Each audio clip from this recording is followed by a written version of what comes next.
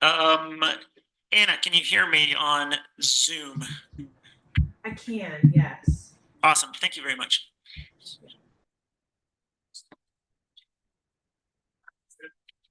Okay, it's 4 o'clock. I will now open this regular Grand County Commission meeting, March 5th, 2024. Present are Commissioners Kevin Walker, Evan Clapper, Bill Winfield, Tricia Dean, Mike McCurdy, Mary McGann, and myself, Jacques Hadler, along with County Clerk Gabriel Wojtek, County Administrator Mallory Nassau, Associate Administrator Quinn Hall, and I just received a text from our county attorney that he will be in shortly. He's finishing up with a hearing.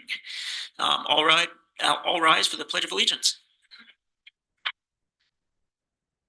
Allegiance to the flag of the United States of America and to the republic for which it stands, one nation, under God, indivisible, with liberty and justice.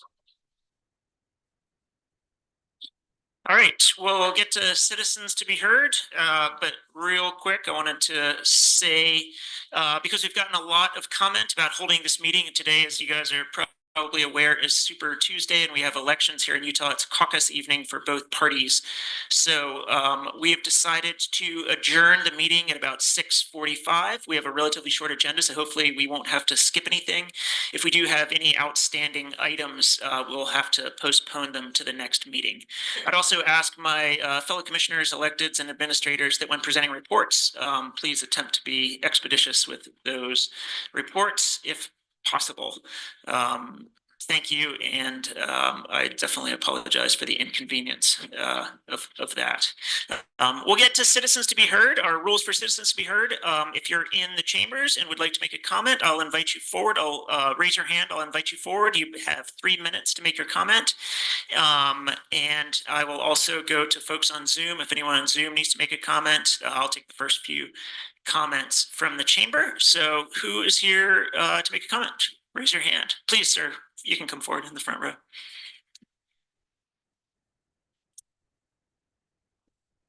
Kevin Clyde, member of the Grand County Water Conservation District. I'm here because we're a little puzzled why we aren't communicating more as a group in Grand County over issues as important as water. We want to work closely with you. However, we've just finished the nomination process to send names to fill new vacancies.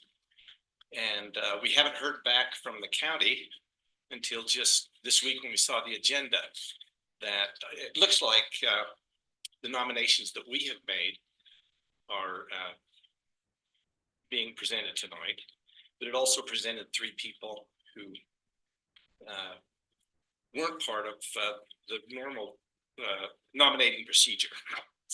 And anyway, in the future, if we could, I mean, Trish is a great representative.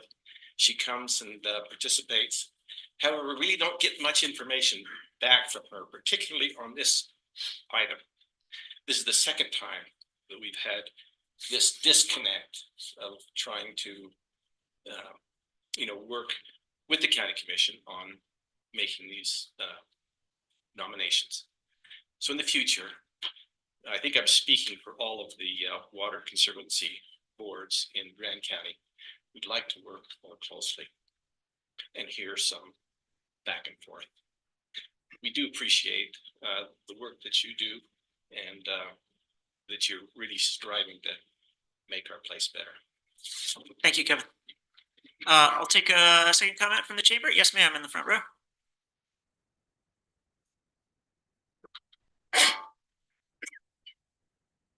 Hi, my name is Robin Witten. Thank you for letting me speak today. I would like to speak in opposition to the conditional use permit submitted by Escape Adventures for their property on Easy Street that is zoned rural residential. Representatives of this company state that no customers have ever come to the property and none ever will, assuring that all of this activity will be done at their bike shop in town. However, recently we came across an advertisement listing the bike shop for sale, and this information brings into question the applicant's statements and public comments regarding the shop. I have a copy of the ad. I can bring it forward. Sure.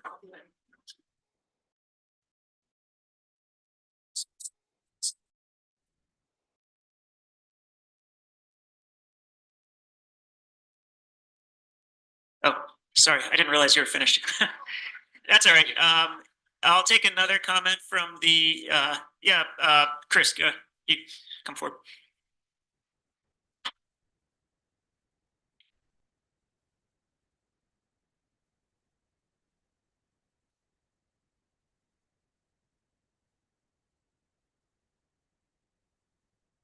Hi, my name's Chris Hakushi. I'm here to talk about the conditional use permit on 4500 Easy Street. Thank you for your time. I live on the parcel, so I believe I live closer to the commercial use than anyone else in the neighborhood. I do rent the house from Escape Adventures, but I do not work for them.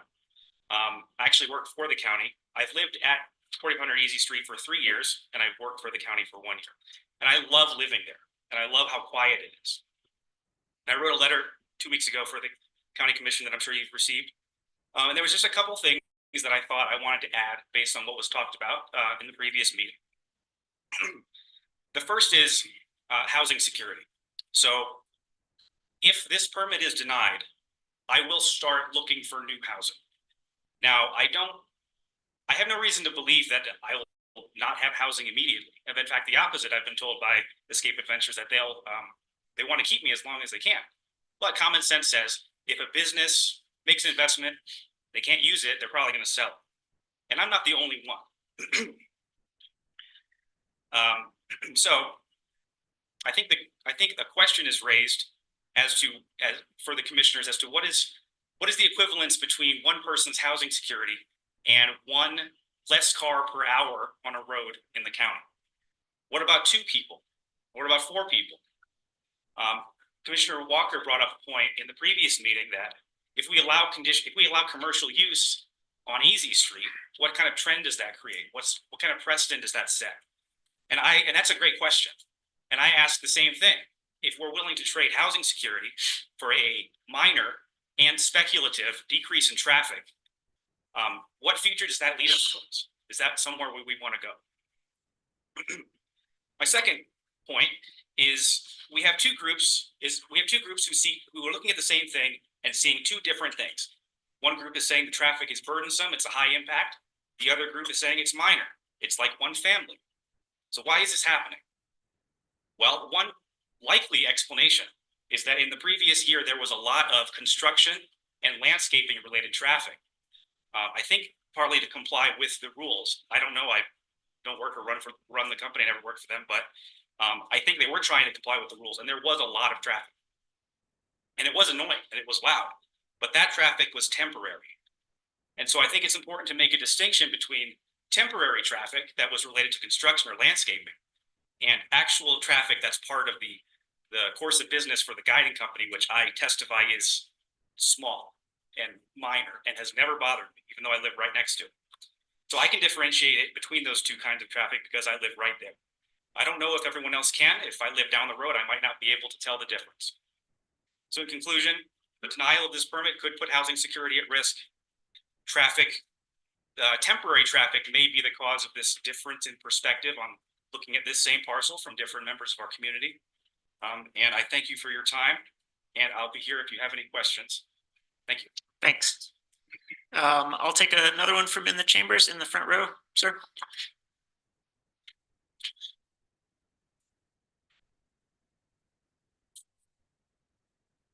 Thank you. My name is Eric Flume. Thank you for the opportunity to make a comment regarding Escape Adventures conditional use permit.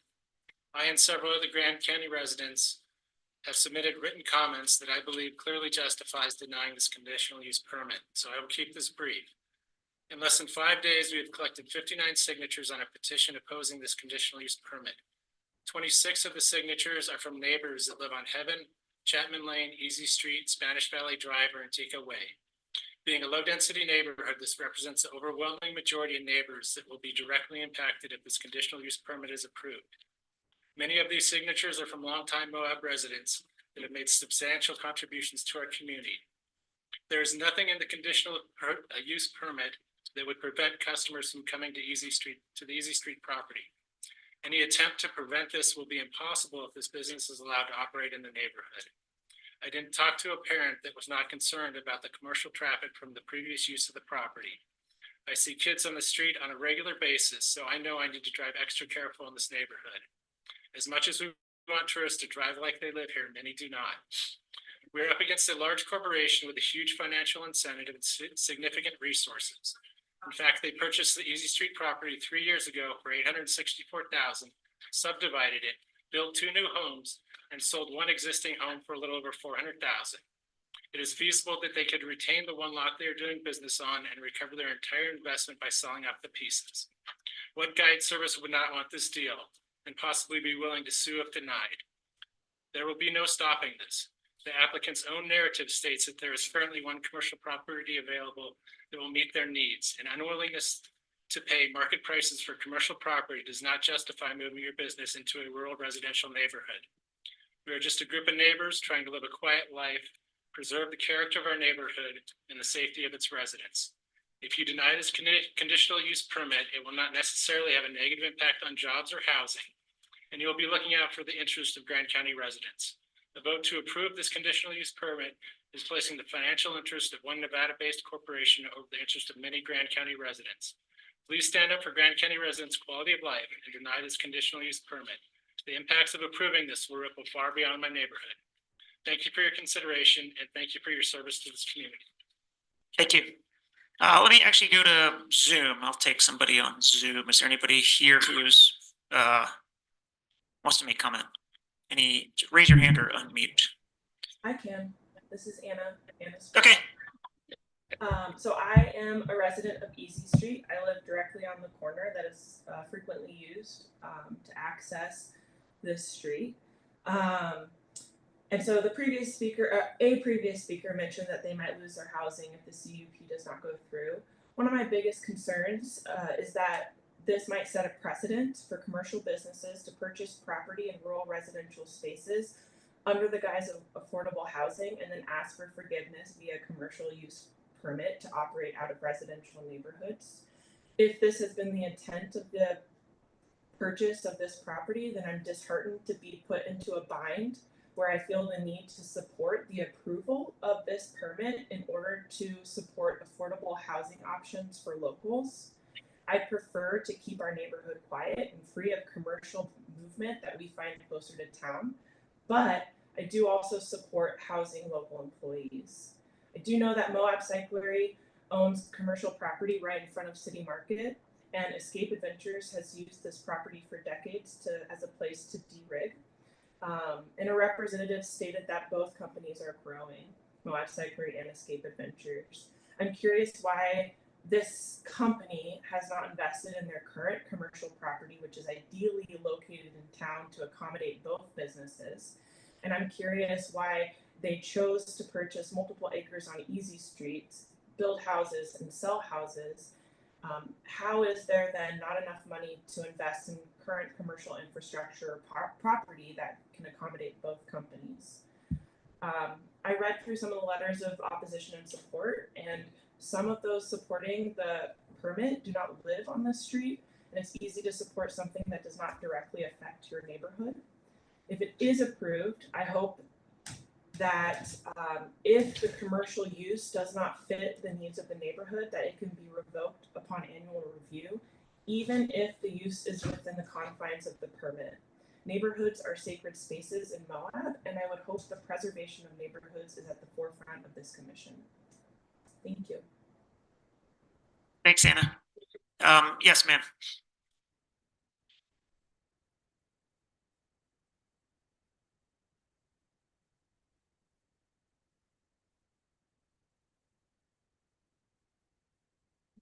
Hi, my name is Brenda Keating, and I'm opposed to Escape Adventures CUP, and I understand that you all are in a very challenging position. First off, according to their website, they have 16 locations in the United States, and I feel for the company and that they did not do their due diligence ahead of buying the property. They should have looked at to see what was involved in operating a business from that location. The housing opportunity. They did not do any of this. So why should we, the local community and the people on the Easy Street, pay for their lack of due diligence? This should have all been done on the front end. If you look at some of the people, the businesses that cater to the tourist industry, they have all bought properties. They're being successful. They are the model for what these guys should be doing. Make the playing field even when you start looking at profit. If we start cutting the cost of a commercial business and people are running it out of a residential area, it's not an even playing field. We're tilting it to them. Maybe they're growing too fast and they need to put the brakes on and slow down a little bit and allow the funds to catch up. We're not here to tell them how to do their business, but they should have done this on the front end. Thank you. Let me go back to Zoom and see if anybody else is on Zoom to make comment. Anyone? No? Okay, in the chambers, in the back row, sir, in the hat.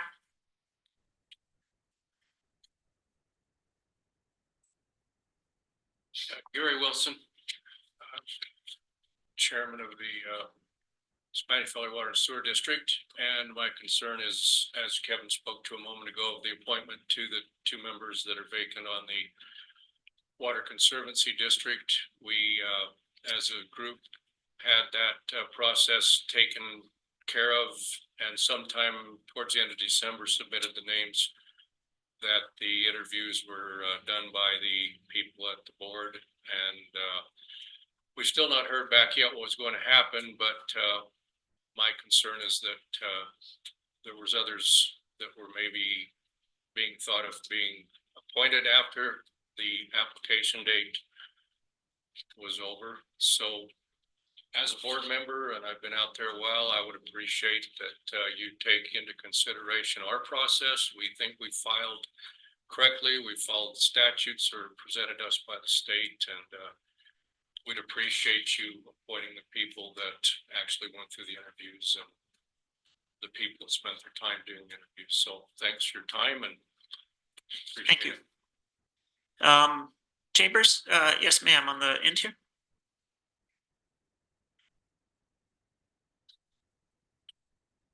Hi, I'm Marcy Till. I live on the corner of Spanish Valley Drive and Heaven Lane. And my property actually, Easy Street kind of runs into my property there on the corner. And I've been there for 32 plus years. And obviously I've watched the valley change significantly. I bought the piece of property in All American Acres. It was a 5-acre subdivision when I bought the property. That no longer holds true. There's subdividing all the time, which is fine. I believe that people need a place to live. I believe in trying to create affordable housing. I think that people living in our neighborhood add to the community that we have there. I don't believe that someone operating a commercial business within that neighborhood, which is zoned rural residential, I don't think they have the same intentions or goals for their occupation of the property. And I understand that state statute is very favorable towards granting these conditional use permits. I also believe that there are times when it's worth fighting the good fight and denying someone who has clearly gone about in a very calculated way, developing this property with the intention of being able to use it for his commercial business, and now is applying for the permit almost after the fact and asking for forgiveness. And I understand that he has a lot of money and probably has a lot of resources. And I think that this denial could be made on very solid grounds. And I don't know how he can possibly mitigate the traffic and the sheer numbers of people that will be in and out of that property on a routine basis. Fences or not. I also happen to think that as you determine and decide, excuse me, to grant these kind of conditional use permits for commercial use in a residential area, you are opening the floodgates to other potential businesses that want to seek cheaper land. They want to, you can be sure that these kinds of opportunities are not taking place in the neighborhoods where the $1 million, $2 million homes are. They're taking place in the neighborhoods where people are living in single wide trailers in modular homes, because clearly it's cost effective. So I would like to recommend that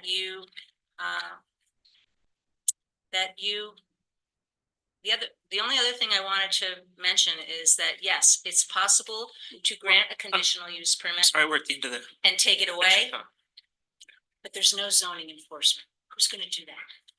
Thanks. Thanks. Ben.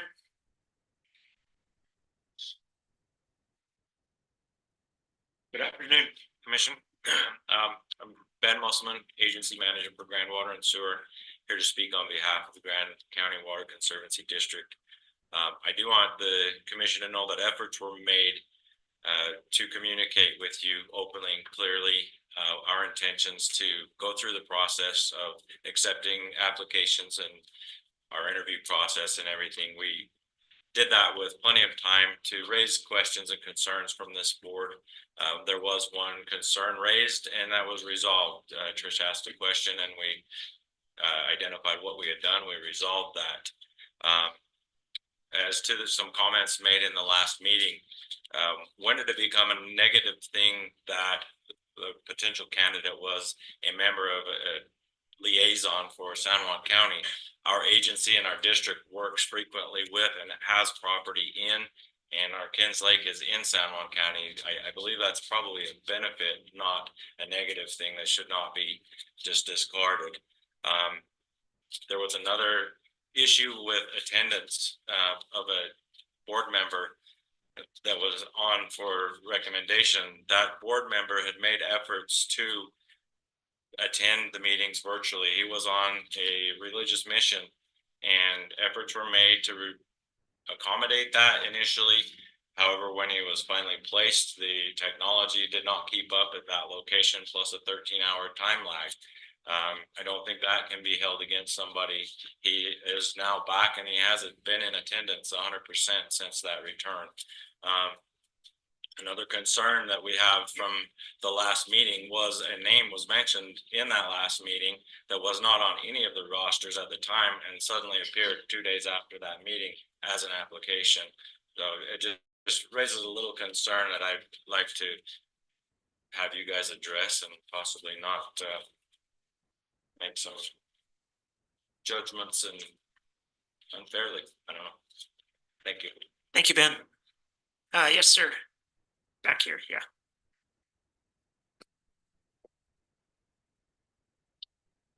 Hi, Aaron Thompson. I live on Chapman Road. My kids walk back and forth to the bus down on Spanish Valley Drive.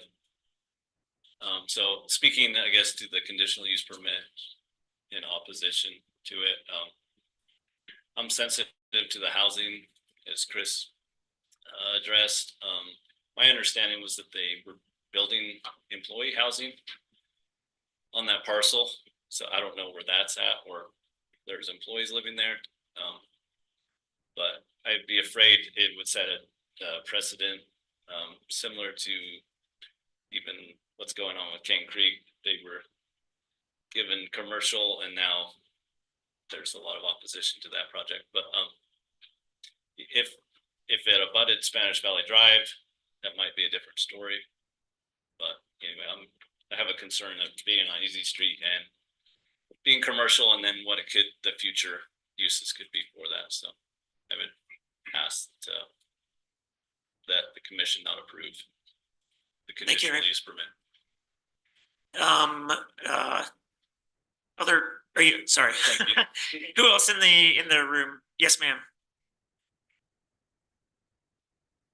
My name is Marty Bauer. I live on the corner of Heaven and Heather. And okay, the big buzzword in Grand County is employee housing. And we all know that this is an issue, and I appreciate the effort that this commission and this community is moving to try to find ways to address that. And our governor's doing that. There's monies, I mean, there's disparity between wages and housing. I really see the need for that. However, I also am recognizing that it's being abused by businesses and by developers, this term, and putting it within their proposals. I'm asking just that you really scrutinize the proposal. There's such things as so for employees, but asking for 20 parking spaces. There's been evidence that the operation that is happening there, that customers are leaving that property in the trucks and it with the employees. The only reason that we're even here discussing this is that it was brought to your attention and there was a cease and desist. All right. So they did not go through proper channels. It's hard to really trust this operation. And as was mentioned, they're asking for forgiveness now. The other thing about this, the nature of this business is that just it isn't a 9 to 5 operation, and the trucks are coming and going because at evening hours and early morning. So you have a commercial business operating out of a residential area, and I just ask that you scrutinize what is really happening here. Thank you. Thank you for your time. Thank you. Anyone else in the chambers who is here to make a comment? Yes, sir.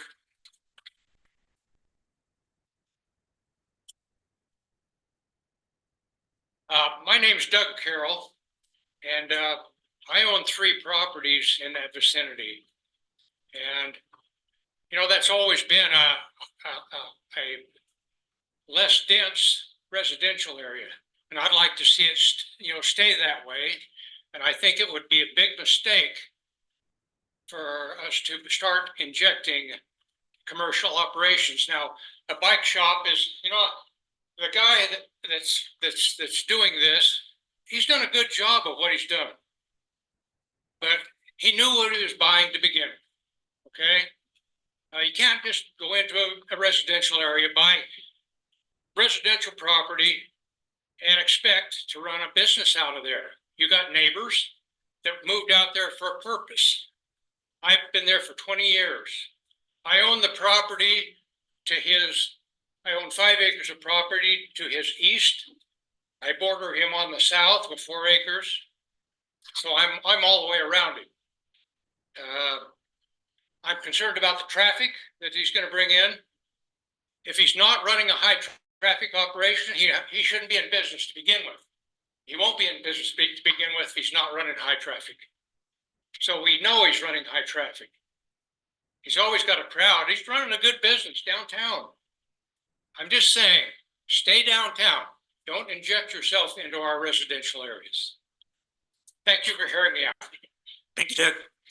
I'll go last call on Zoom for a comment.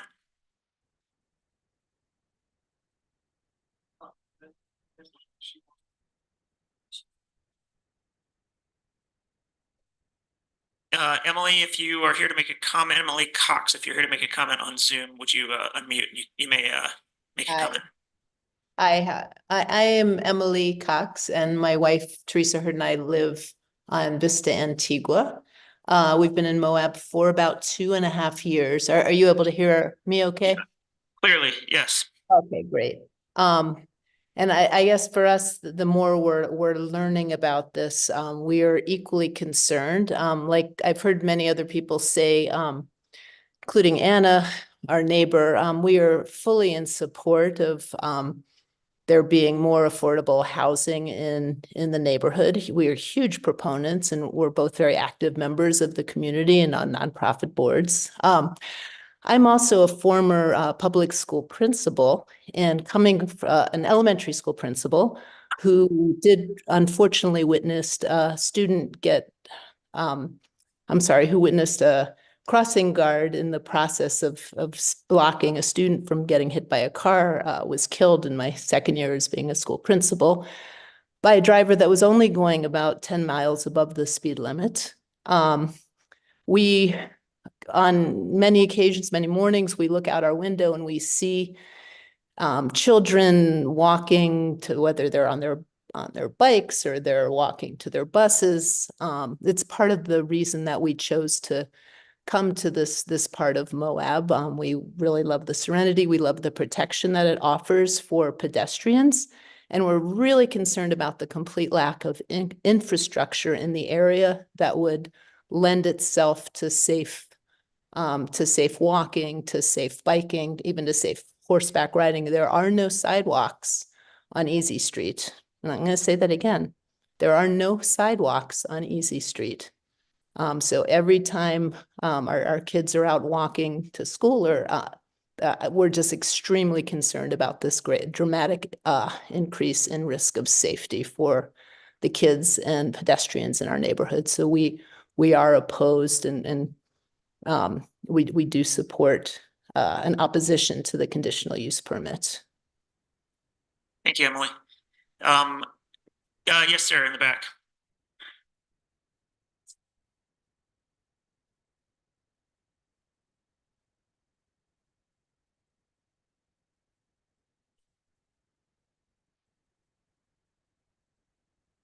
Carter, I live in Grand County, down on in Hastings Road up in the Book Cliffs.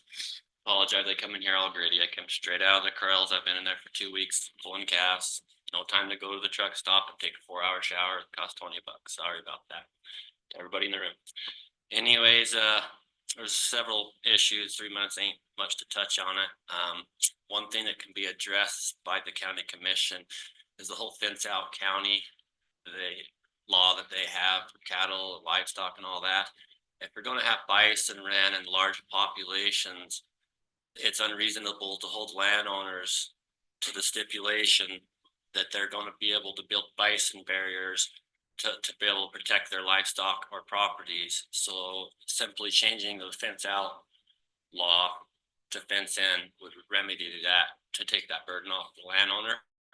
And it would also put the burden onto people who want to own livestock, which is all it probably should have been in the first place. See, it's how they're profiting from it. Everybody else in the community shouldn't have to be responsible for their livestock. I'm in constant communication with the tribe about these issues. They've had a bison herd that they've managed for a long time. These problems have occurred since the state has took control over the bison in the area. We didn't have these problems prior to that. The tribe has told me that they don't even want the bison back once they have been pushed by helicopters maliciously by either state aircraft or private aircraft into the canyons I'm in because of the wild cow burden that has all the disease and the mange and all that showing up in the area. They don't want that coming back into their main herds. They've paid a lot of money and time to manage.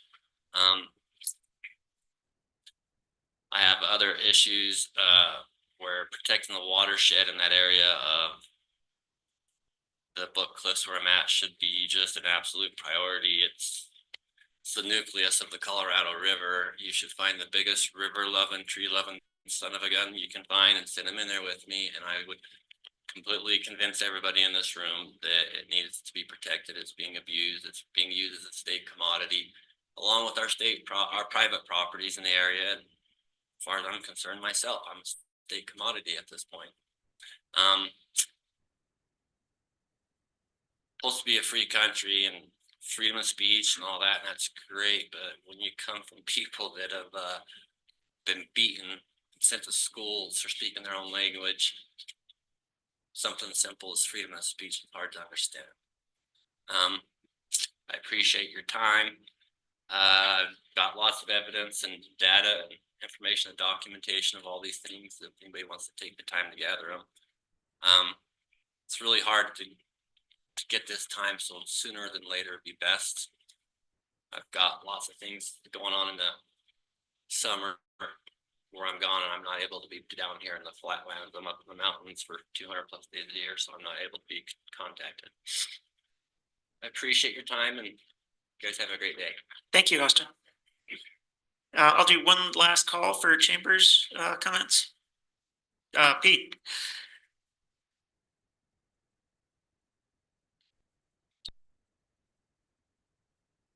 Hello, Commission. My name is Peter Rose. I'm the General Manager of Moab Archery that also works with Escape Adventures. So thank you for hearing me here today. Excuse my nervousness. It's my first time doing something like this. But to speak on the CUP with Escape Adventures, using that property out there, the one thing I'd like to say is during a time of COVID when things were really awry for our town, when finding a place was hard, I had to personally resort to moving out of a full apartment into a van to survive and make it through that due to the shutdown and the loss of income. And during that time of having to live out of a van and rebuild my life again, living here, that property gave us an opportunity to get back on our feet. It's much more than just a property for profit. It's purely, and as I've worked out there myself, a place for storage, for equipment storage and vehicle storage. There is never customers that go out there. I would guarantee you that, and I would say that on my name. On top of that, it's more of a place for our guides, and on top of that, the main unit up front, for a place for other people to live, not just Escape Adventures employees. Other people that live and are part of our community live there. And as you can see, Chris himself, he doesn't work for our company, lives there. And we open that up to those people at a very cost-effective rate. It gave me a way to get on my feet and actually be able to take a management position with a bike shop and become a part of this community.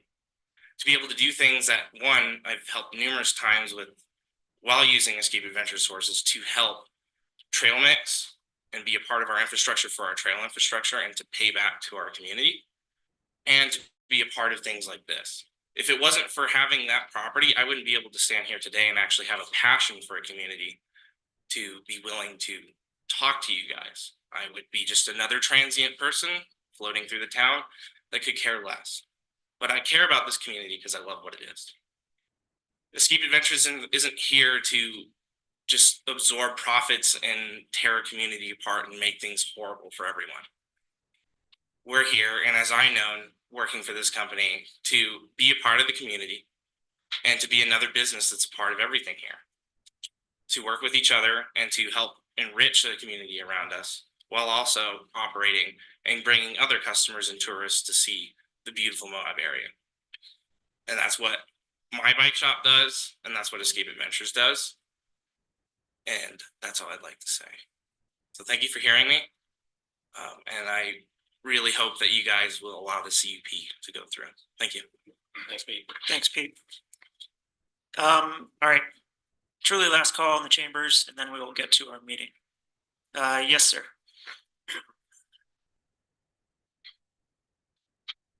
My name is Charles Bauer, and I live on the corner of Covenant Heather. We bought our place 20 years ago, moved into it 14 years ago. We bought it because it was a piece of property that's agricultural and there's no businesses around us, and it had to be 2.5 acres to build a house on. When they built that house, it was 5 acres before that. Now it's down to 1 acre. And now we've got commercial coming in, and this is starting to show like it's gonna, as they said, open the dam. I feel for the people that are working for them. It does give them a place to live. But there are also how many people working for them and then how many people live in the neighborhood that this is impacting. Is a big difference. And I thank you guys for paying attention to it and hopefully go forward with it. Thank you. Thank you. All right, I'm going to call comment there and we will get into our regular agenda. We have no presentations, department reports, or agency reports today, so we will move on to general reports, commission member disclosures, and I'll start myself by saying that I'm going to recuse myself from the agenda item 3, the escape CUP item. Anyone else have anything that they would like to disclose about today's agenda? Okay. We'll move on to general commissioner reports and future considerations, and I'll start with Commissioner Walker. Well, since we have limited time, I was at weed board meeting, but nothing urgent to report. And so I was. Thanks, Kevin. Evan. I'll also try to keep it quick. I met with the health district in February and we had the annual review of financials and things are looking good. I think that kudos are due to that board for really doing a thorough job with that and making sure they have a long vision moving forward for that body. I met with the cemetery district board and after 6-8 years, I forget when I took that over from Mary, but we voted for new positions. I'm no longer the chair of that body. So they have a very active board and some other folks wanted to turn at the helm and I was happy to step aside for that. So I'm still obviously on the cemetery district, but no longer the board of that committee. And I also met with the Boundary Commission and similar we appointed positions for the board. It was a quick meeting and I believe that's all I got to report on a quick dip. Thanks, Evan. Commissioner Winfield. Yeah, I've had a pretty busy schedule, but I'll make it brief. I attended the UAC board meeting in Salt Lake City. Numerous things there, one related around the LATCF funds that were collected from all the counties, and NACO will be moving forward with looks like a research library somewhere. They've decided to move forward. They've got enough funds to start the process.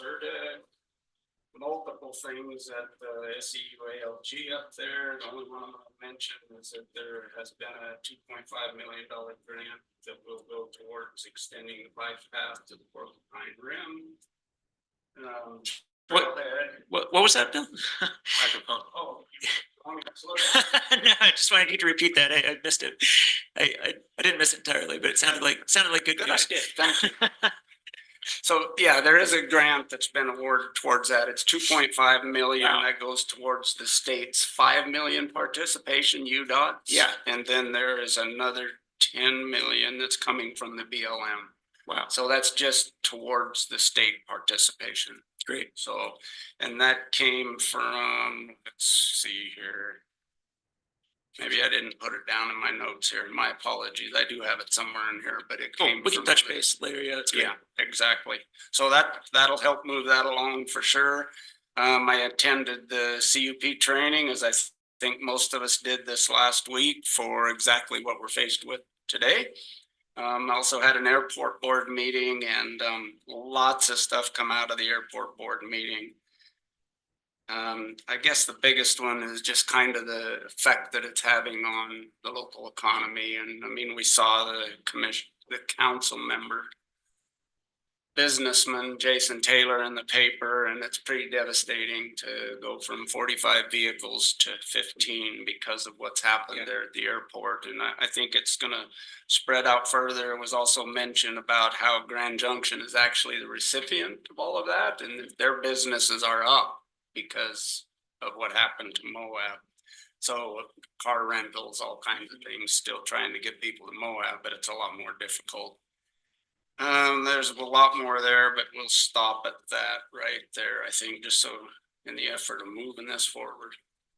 Thank you. Trish. Okay, I will try to shortcut my my report also. I think the only couple things that are should be of interest at the GWISA meeting, Ben during his manager report noted that there was a will serve for a possible truck stop in Crescent Junction, and they would be asking, I mean, eventually they're going to attempt to drill a well out there. But right now they would just be hauling water. And I have 80,000, and I don't know if that was, if they were 80,000 gallons a week or 80,000. I didn't put that down. So, but I just think that should be of interest to people. The other thing that maybe is more like future consideration, just of interest. I did have a meeting with a Grand County resident, but that is living in Green River. As you know, there's quite a bit of lithium mining speculation going on there. There is a lot of concern by citizens there as to the effects of air and water quality. And one of the things is that the injection wells, so the wastewater wells, would be within Grand County. Most of it is in the city of Green River, but there are some pieces of it that would be within Grand County. So something I think that we need to look into, and I'll follow up on. But Great. Thank you, Trish. Mike. Little faster. Meeting on recreation, special service district, went over financials, and attended the CUP meeting. Rec board financials are looking good. They are continuing to help support many of the large ticket items that we didn't cover with OSTA, but that is an ongoing and will continue. Thanks. All right. Mary? Yes, the end of the month is always a slower part of the month for me. On the 28th, I had a conference call about Canyon Country Partnership. The mission of Canyon Country Partnership is to share information and to create relationships so that people from different agencies and such know each other and recognize each other. And so we're going to kind of change the agenda a bit so that there is opportunities for people to see the area we're at and to visit and talk to each other in a more casual way. So that was a nice meeting, very good. On the same day, we had an economic development meeting where much was discussed. And yeah, it's hard to even summarize everything that went on. It's a very active board. It's a very interested board. There's going to be there's a lot of everybody's excited about the trails to tomorrow and what we're going to get out of that. And they're going to do a secret shopper. This was what I thought was probably one of the most interesting. That's where they're hiring someone that will come in, spend 5 days. No one will know who they are. They will be totally incognito. They will stay at different motels, go to different restaurants, go to all the shops in town, and really get a really solid feel on what's working and what's not working. So for our economic development, we'll have a clearer idea of what needs to improve and what doesn't need, what's working fine. So I thought that was really good. And then I had, on March 1st, we had a meeting, the first meeting of the smaller steering committee of a smaller group of the steering committee for the UMTRA project to discuss the hopeful that we will be given the opportunity to apply for a $1.3 million grant for the futures of the UMTRA site. And so that was very short, and that's what's happened. Oh, and then of course the CUP meeting, which thank you for organizing. It was a difficult meeting. Thanks, Mary. And mine will be brief also. On February 27th, I attended, along with Commissioner Winfield and a few others, the STAR grant follow-up meeting. So we went over working on follow-up to the STAR grant program and kind of next steps. And things. So there is movement on that going forward. Also attended the CUP meeting that's been discussed by everybody here, as well as the UMTRA grant application meeting that Mary referenced earlier. And that was my couple of weeks. All right, we'll move on to elected reports. I'd give it over to our clerk, Gabriel Wojtek.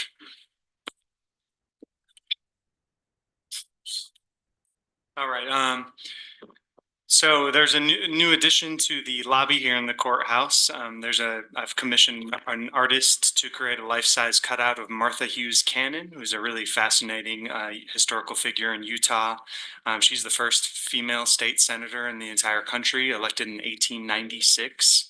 Definitely someone worth knowing, and I wanted to pay homage and celebrate her. And she's holding a message board that we'll use to enhance our public outreach. It's a new feature in the lobby there that people should notice, and then it'll come with some important information that we can share with the public. And I became aware of her because Lieutenant Governor Deidre Henderson has become a champion of Martha Hughes Cannon, and it's created a bronze statue that'll be in Washington, D.C. to represent Utah. So just hired a new deputy clerk that started today on election day. Crystal Santana is her name, and she'll be occupying the seat of Jana Kyle, who is retiring at the end of next week. So y'all should go in and thank Jana for all the service that she's given to this community and congratulate her on her retirement. And we're lucky to have her on, and it was great seeing her bringing Crystal under her wing and today, and we'll have that for 2 weeks and really be positioned strongly. That this turnover in this sort of expected way, I always see as a great opportunity to not only improve our service to the public, but our service to county staff and our office operations. My search and process to hire the finance director position that you all approved remains open and ongoing. No updates there to give. Let's see, today is election day, as I mentioned. At the next commission meeting, we'll be holding our typical meeting of the Board of Canvassers to certify the election results. It's a pretty low turnout, but nonetheless, we've had a fairly steady day, and it's great to see the people come through and participate in that way, as always. But yeah, I've been busy otherwise. Let's see, there's some property tax things I just submitted and got approved, the 233B end of year values, which is kind of one of the steps in the process to establish the certified tax rates that you all will approve in a couple months. That sort of stayed in on every Thursday on legislative calls with the clerks and auditors. And there weren't, thankfully, no bills passed that were sort of bombshells as it relates to changing our processes, especially as it relates to elections. So that collaborative process went really well. Had a steady stream of grammar requests. The initial hearings are starting to be scheduled. There's going to be in the summertime, and I'll let you all know. And I want to confer with Attorney Stocks about what the appropriate role for the commission and them will be. But anyway, that's the appeals to the Utah State Tax Commission with the Board of Equalization for those folks that forwarded those appeals, as you all remember from the Board of Equalization. I also came to light that there might be some folks that are going to be appealing their personal property valuation, which is something that maybe Mary hasn't even seen. And it's possible that the Board of Equalization will have to meet to approve or not the valuations of personal property. I would ask that I've been so busy that I couldn't get 17 pages of minutes prepared for today's packet, so I'd ask that we postpone that from the consent agenda. Sorry, I wasn't able to pull that in time. That's all for now. Thank you, Gabe. Stephen. Yes, so I had the opportunity to set up the CUP training. All of the commissioners were able to attend in sets of 3. There might have been one that had been left out. If there is such a commissioner and they'd like to reach out and do a special one-on-one with myself and someone else, great. If they don't, that's perfectly fine. Up to them. Next, I met with the airport board. The commission last time approved the idea of moving forward with the leases. We saw Mr. Carroll here again. We're going to hopefully finalize the termination of their leases and the start of the new leases, as well as the commission wanted to see that. So we talked with the airport board about that. Also had the opportunity to go through, review the STAR grants and have them prepped for the meeting that Jacques referenced to as well. So great, let's keep it there. Awesome. Thank you, Stephen. And do we have Jameson on or is he? Okay, great. Faster than Yeah, I think he's actually out of town somewhere. Sure, and sure. That's right. Yeah, he let me know that. And I'm sorry. I should have remembered that. Okay, we are on to our administrative reports. Mallory? I'll keep it short, nothing today. Great. Quinn, anything to add to that short? Great. Love the brevity. Okay. We are on to our general business. I have decided in the name of getting as much done as possible today with our time constraints, I would like to move the consent agenda to the top of our agenda list. So I will do that now. The consent agenda today consists of, it actually does not consist of item A, approval of meeting minutes. We'll get to those next time. Ratification of payment of bills, and those bills are in the amount of $896,712.83. Ratification of payroll in the amount of $377,236.17 for total bills and payroll in the amount of $1,273,949 even. Agenda item C, or consent agenda item C, ratification of local consent for a single event liquor permit. D, renewal of cooperative management agreement between Bureau of Land Management and Grant County, Utah, amendment for building agreement. E, Utah Department of Environmental Quality, right of entry for parcel 02-0005-0100. That's the old shooting range. Item F, Children's Justice Center contract amendment. Item G, Southeastern Utah Association of Local Governments, CUL, Area Agency on Aging, Interagency Coordination and Subrecipient Contract Agreement Reimbursement, fiscal year 2023 to 2024 with Grant County. Item H, renewal of license agreement with the Department of Energy's Moab UMTRA project for an air monitoring station at the Recycle Center. And finally, item I, local consent, off-premise beer license and Department of Alcoholic Beverage Control Package Agency permit for under canvas. Yes, Bill. I move to approve the consent agenda as presented. Thanks, Bill. Second. All right, motion to approve, Commissioner Winfield, second from Commissioner McGann. All in favor of approving consent agenda, raise your hands. And the motion passes unanimously. Sure. Yes, sir. Just point out one neat thing. Item 24, we received an additional $24,000 from the Attorney General's office on item F. So they amended the contract to award the Children's Justice Center an additional $24,000. So I just wanted to highlight that. Okay, and is that good enough to be reflected in the approval? Yeah, Okay, it's a good thing. It's yes, and exciting that they're going to hand us more funding for the CJC. That's awesome. So Andrea should be able to do even more things. Thank you, Stephen. Yeah, I appreciate you noting that. All right, we are on to general business and action items. Item 1, voluntary appointment to the Grand County Water Conservancy District Board. Trish Hadeen presenting. I presented. It looks like it. Okay, so sorry, I didn't really notice that. Yeah, and I don't know how far to go back. You guys were provided quite a bit of information in your packet. These seats were opened up. I believe they opened them in late October and then closed them in early December. There were a number of applicants. In theory, they stated that there was 2 seats. One, Preston Paxman, was not contested, and the seat of Jerry McNeely had Ben Wilson had applied for that also. So the recommendation that the Grand Water Conservation District is putting forth is Preston Paxman and Ben Wilson. That's all I'm going to state. Okay, Bill? Yeah, I would like to make the motion to nominate those 3 positions, for those 2 positions, the 3 people, and I know this goes before the governor if we want to give him all 3 names, but that would be Preston Paxman,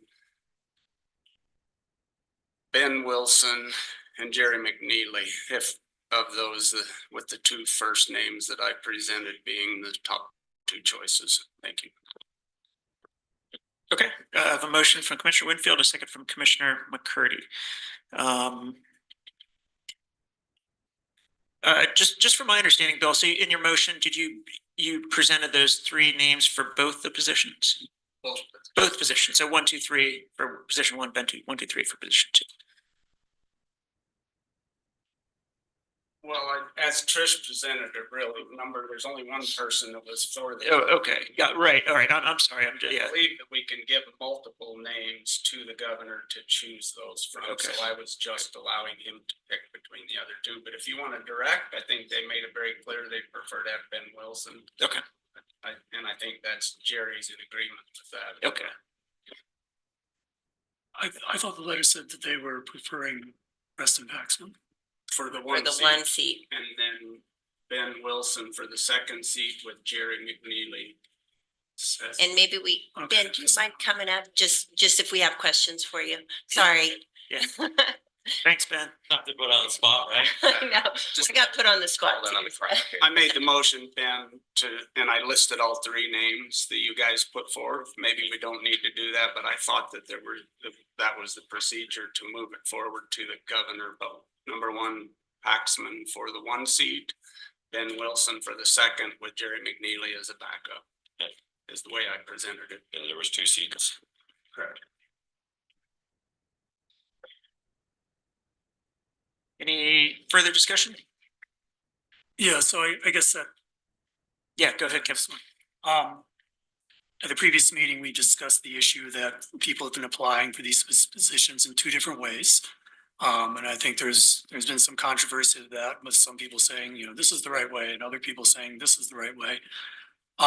Yeah, I'm looking at the section of code that Stephen forwarded earlier today saying, after the appointing authority is notified, and then post they talk about the appointing authority, which is the county commission. And we did post those things. We posted them on our webpage, and we said there was no deadline, that they're open until filled. That was on our webpage still up to a couple of days ago. So I think there has been some confusion. I think Kevin Clyde, when he talked earlier, said that maybe there's some communication issues between us and the board. And I think Kevin said it very nicely. I'll try to respond nicely too. I think that's true, but I guess, I've attended some of these Water Conservancy Board district meetings and tried to explain that no, you have to appoint 3 names and all this stuff. And I've found it very difficult going. So it's not that I think the county has definitely made an effort to get these things across, and maybe we're converging on a common understanding. But I still think there are some disagreements, and I think the county's position has been correct. And in particular, if you look at state code, the job of finding these nominees, not appointees, but nominees, falls to the county commission. It doesn't fall to the board unless we were to delegate it to them. And we did, we posted things on our webpage like we do for all other board things. So, if we were going to be really technical about it, I think that other crop of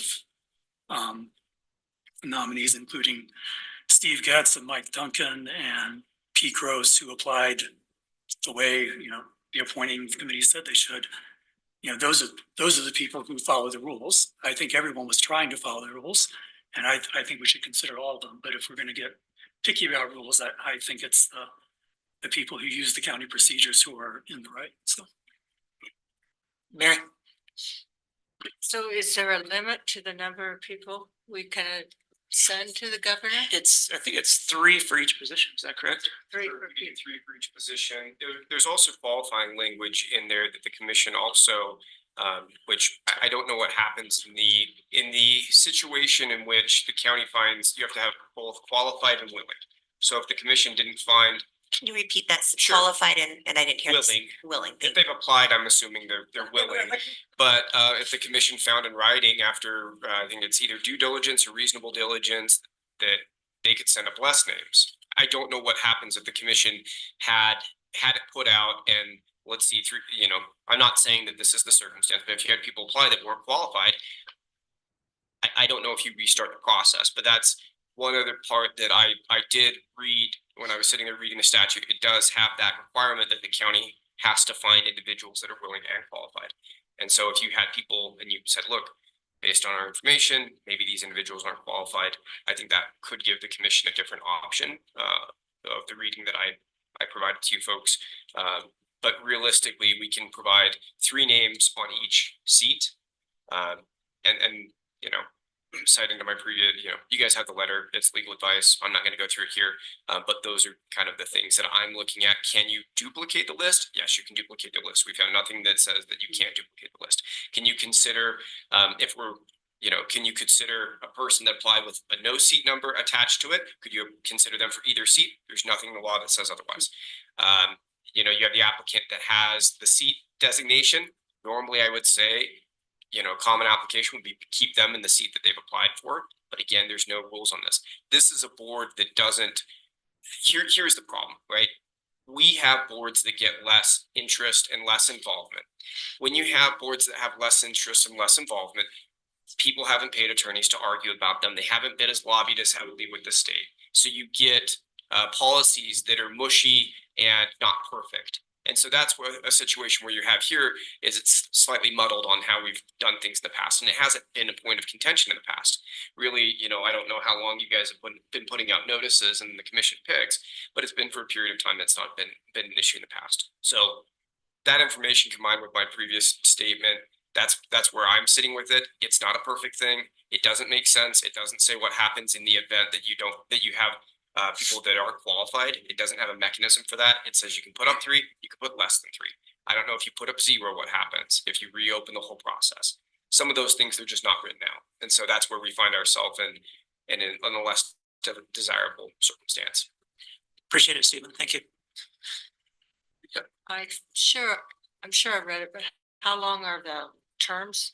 4 years. 4 years, that's what I thought.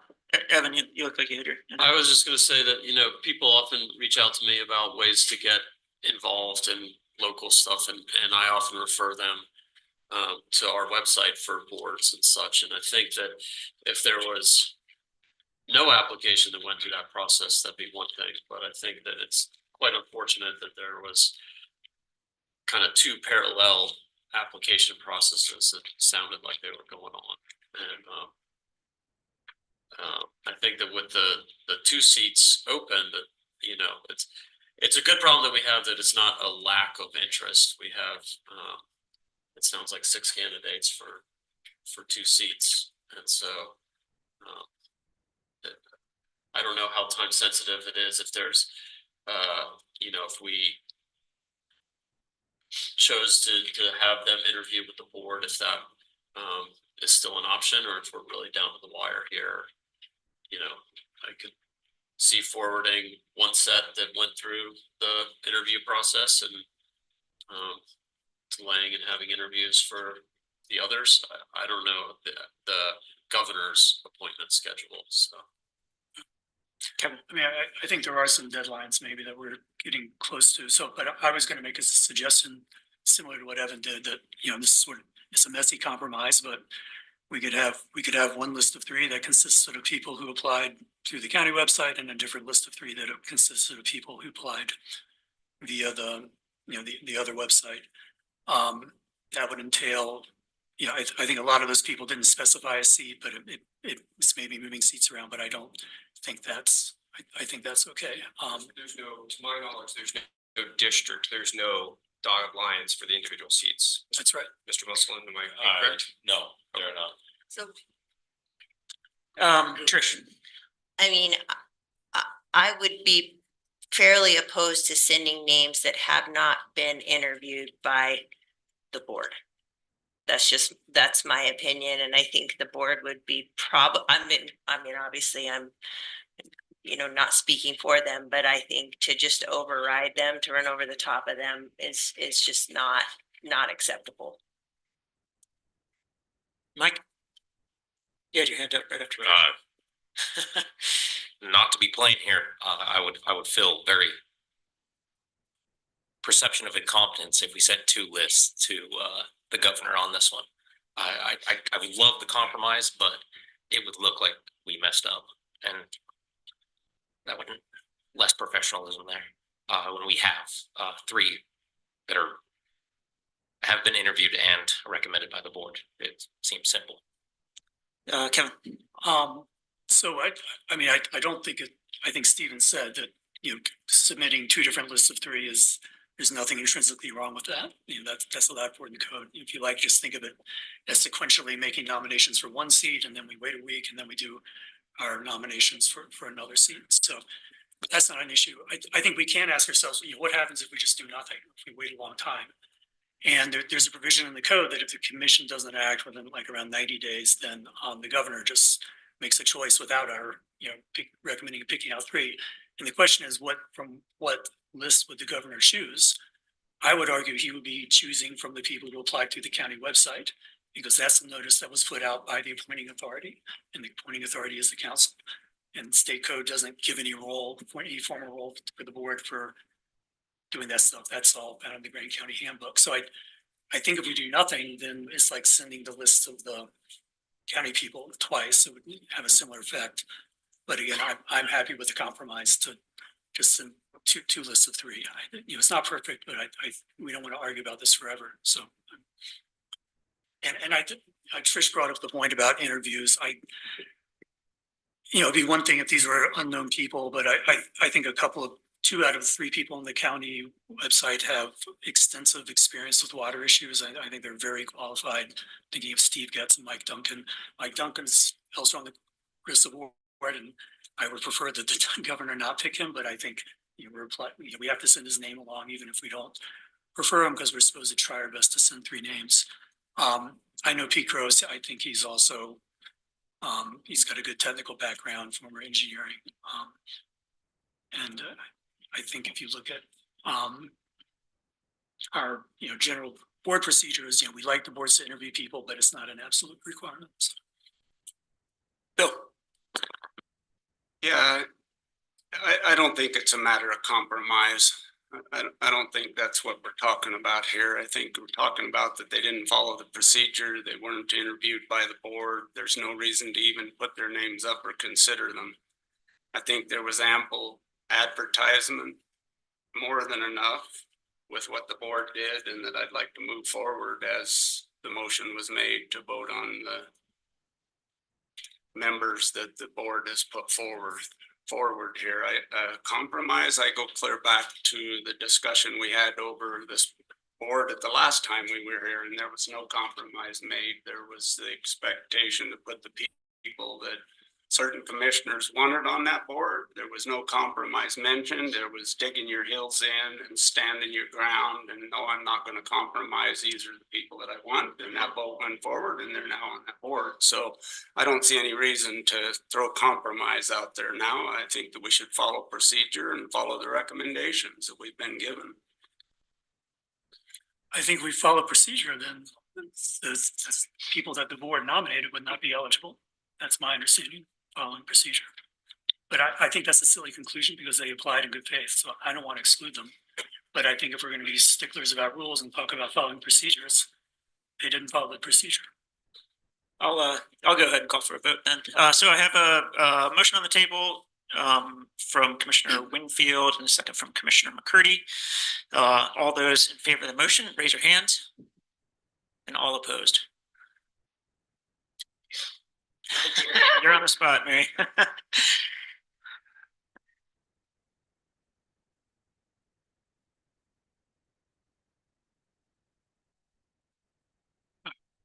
Did we finish voting, or is Mary thinking? Oh, I was going to make another motion.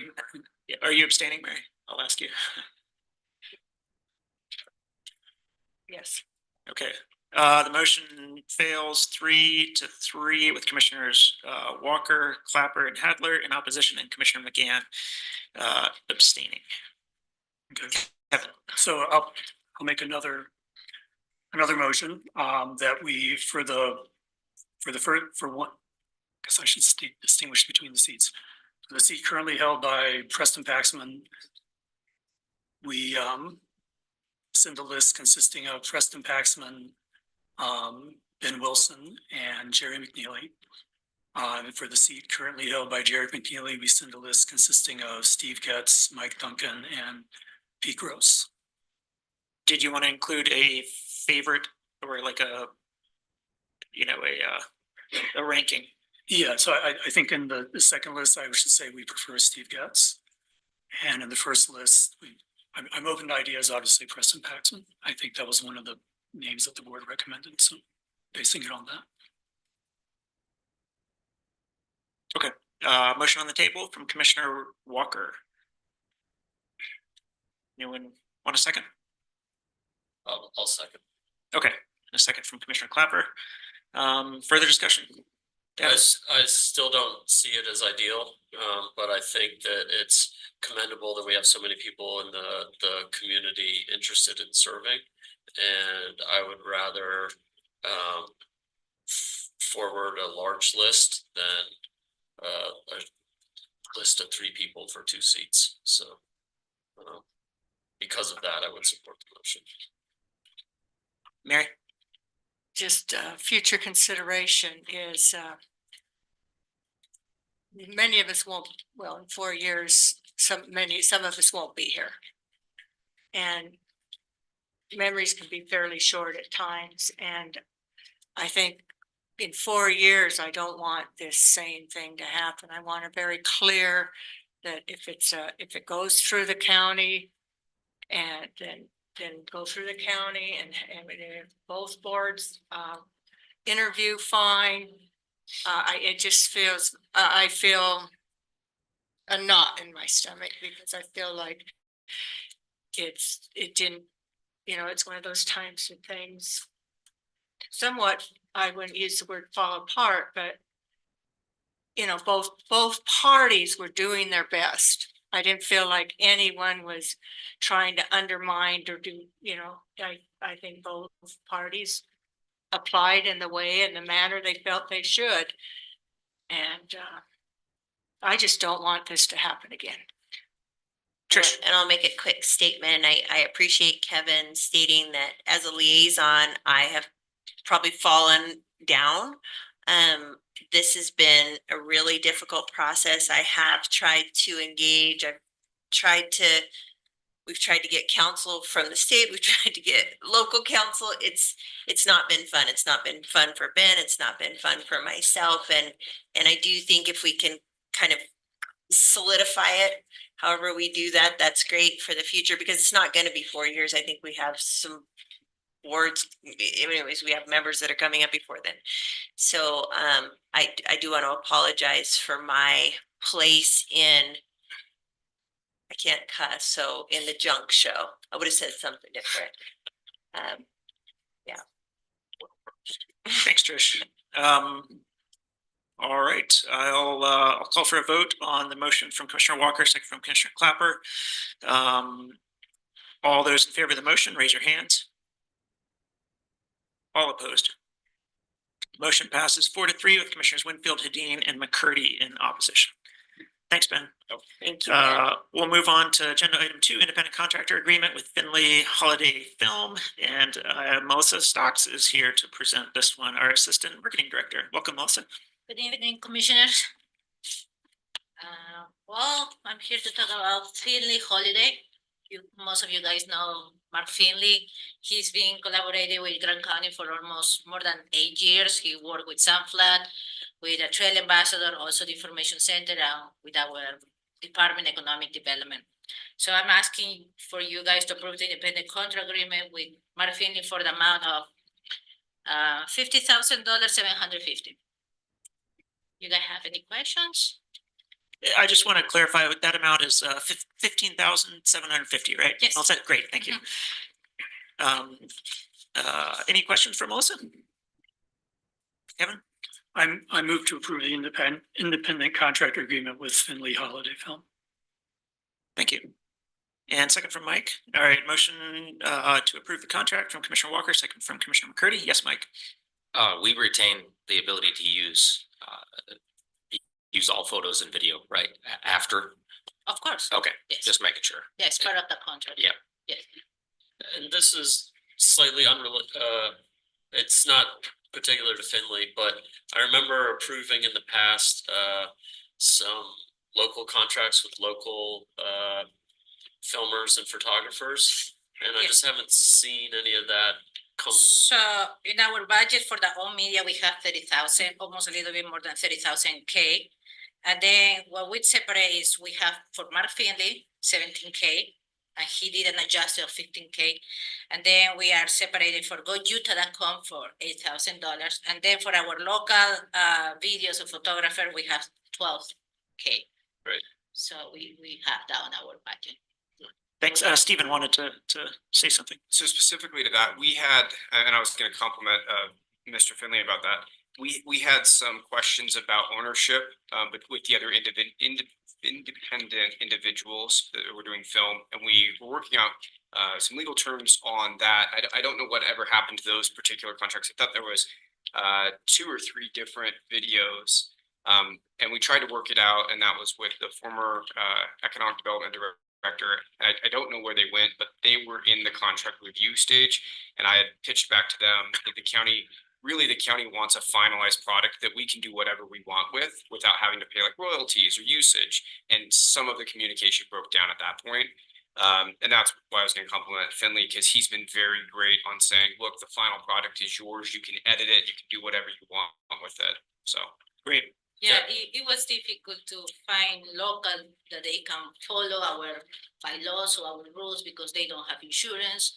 They don't understand what's specifically what we are looking for. They need to know the land. They need to know the community. So it was kind of tough. But this year I have a surprise for you guys. So I'm not going to talk about that, but maybe we have someone interested to work with us. That is a lot. Cool. All right. Great. Thanks, Melissa. Any further discussion on this one? I'll call for a vote. All those in favor of the motion to approve, raise your hands. And the motion passes unanimously. Thank you wish so much. they were all that easy. That was easy. Thank you so much. Thanks, Melissa.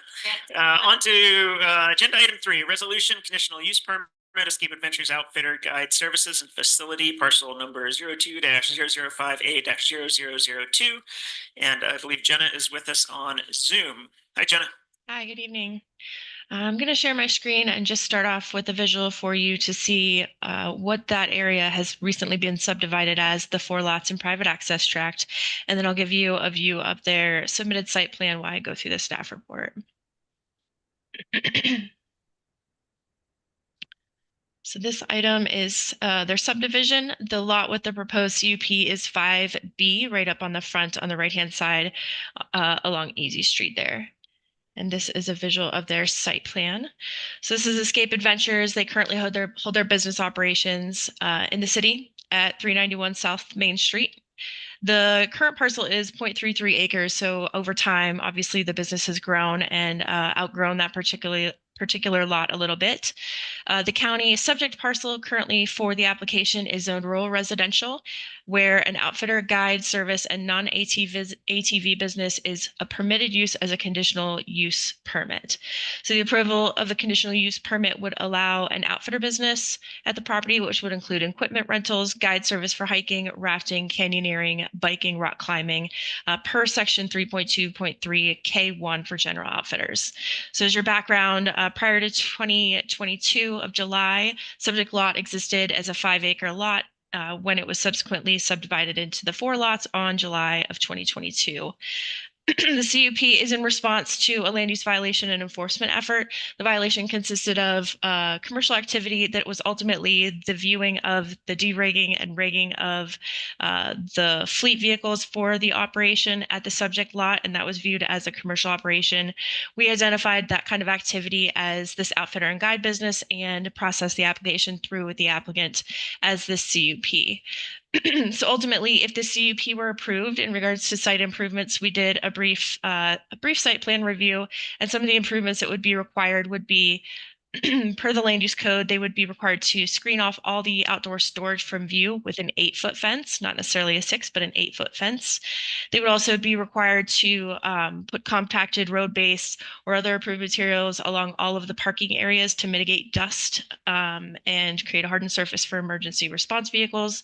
Additionally, they would have to do a landscaping and lighting plan in accordance with the land use code, and they would also have to do a little improved roadside drainage just to ensure that that stormwater passage isn't impeded.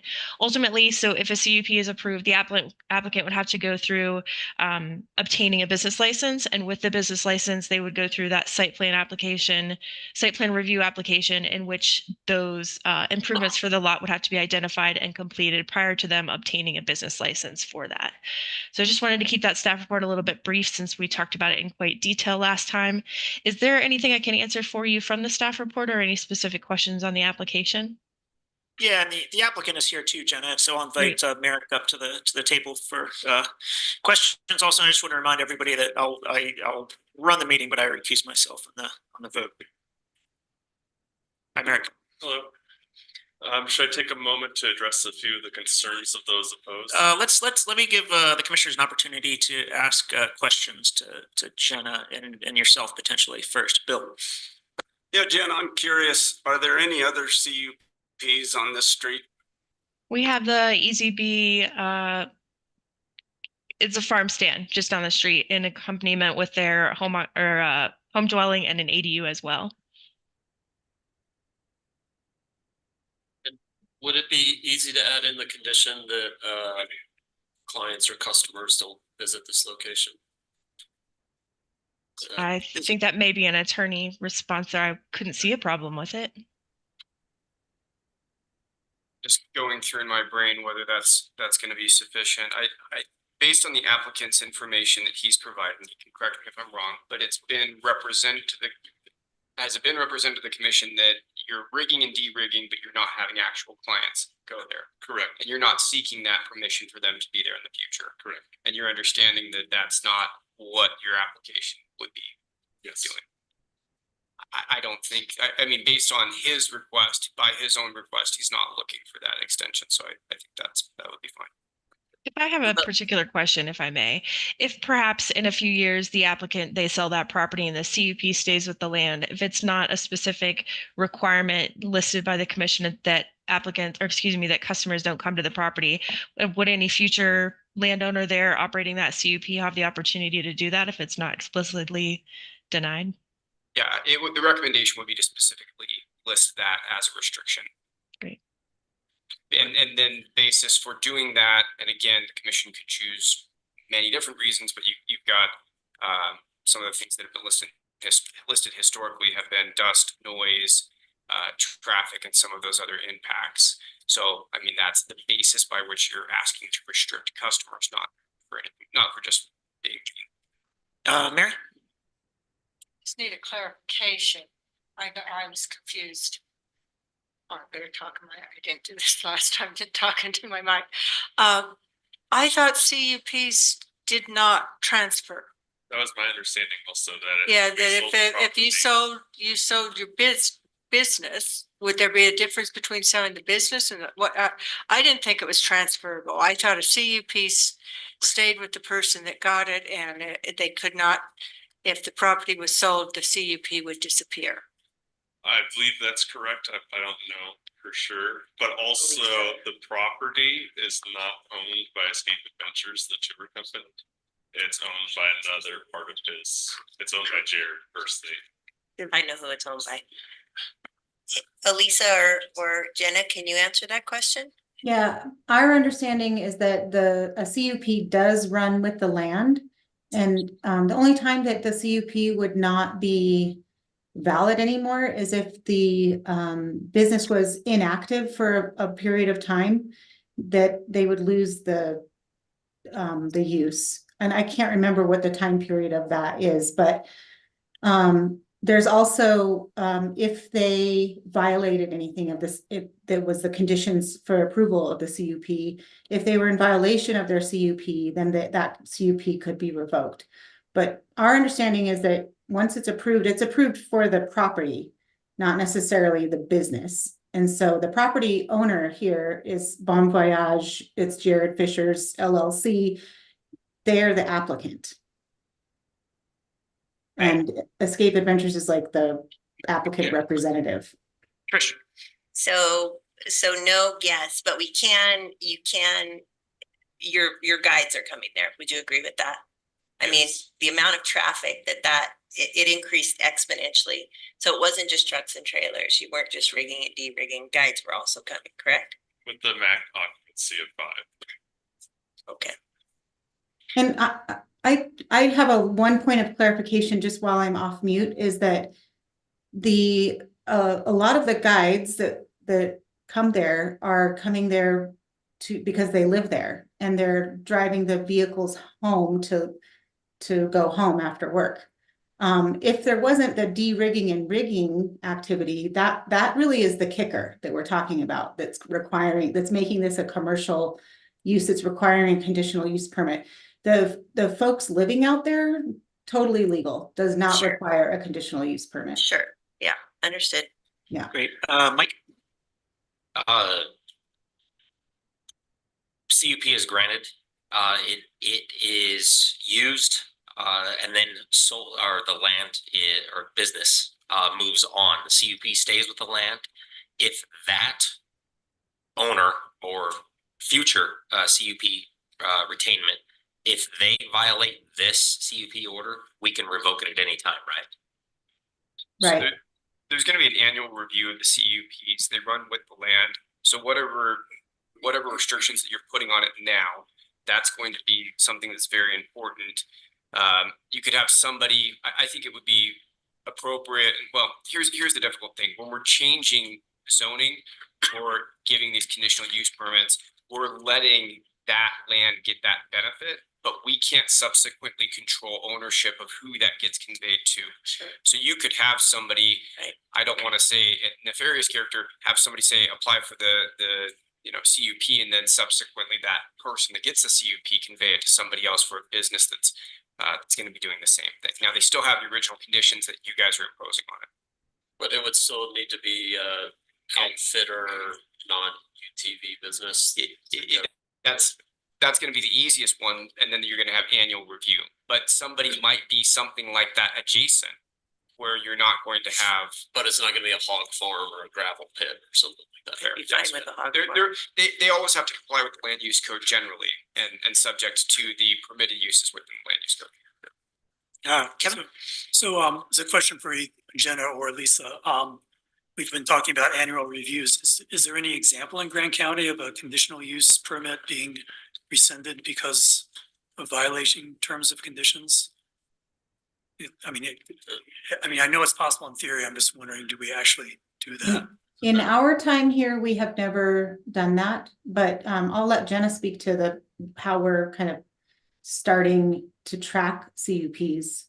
Right. Same as Elisa, historically, I'm not aware of that. I think our previous attorney had a couple years in as well, and there was no conversation of that having happened, at least in the 3 or 4 years prior to us as well. Currently, we have compiled a spreadsheet of CUPs we know about. We're adding to it. Each one the county commission approves. We're adding the conditions that are imposed, and they will be reviewed annually and looked at by our code enforcement official as well as our department, just to be sure that they're maintaining compliance with any regulations that the board put in place. Isn't that what happened with the Moab Heat and Pool? How did they had a conditional use beforehand and then the business changed? At least in our time here, it started off as a home occupation license. So it was a business license as a home occupation, and there were standards that were required to be met for that business license. And that was what the violation for that was. And that turned into a rezone application. So it's quite different. So those reviews won't come back to the commission per se. There's just, right. That's correct. Okay, thank you. And subsequently, if problems do arise, there is a way for the local government to address changes and request additional amendments or modifications to the CUP. But again, the mechanism by which we do that, if we haven't historically, I can see why there's hesitancy. Bill. So Jenna, clarify for me, you said there's one other CUP on that street, and that's Easy B Farms? The one that I'm aware of, yes, correct. Okay, thank you.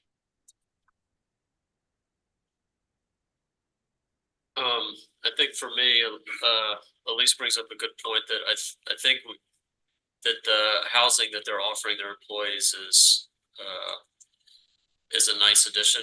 I think that we heard from a lot of the neighbors too that folks didn't have an issue with the housing so much.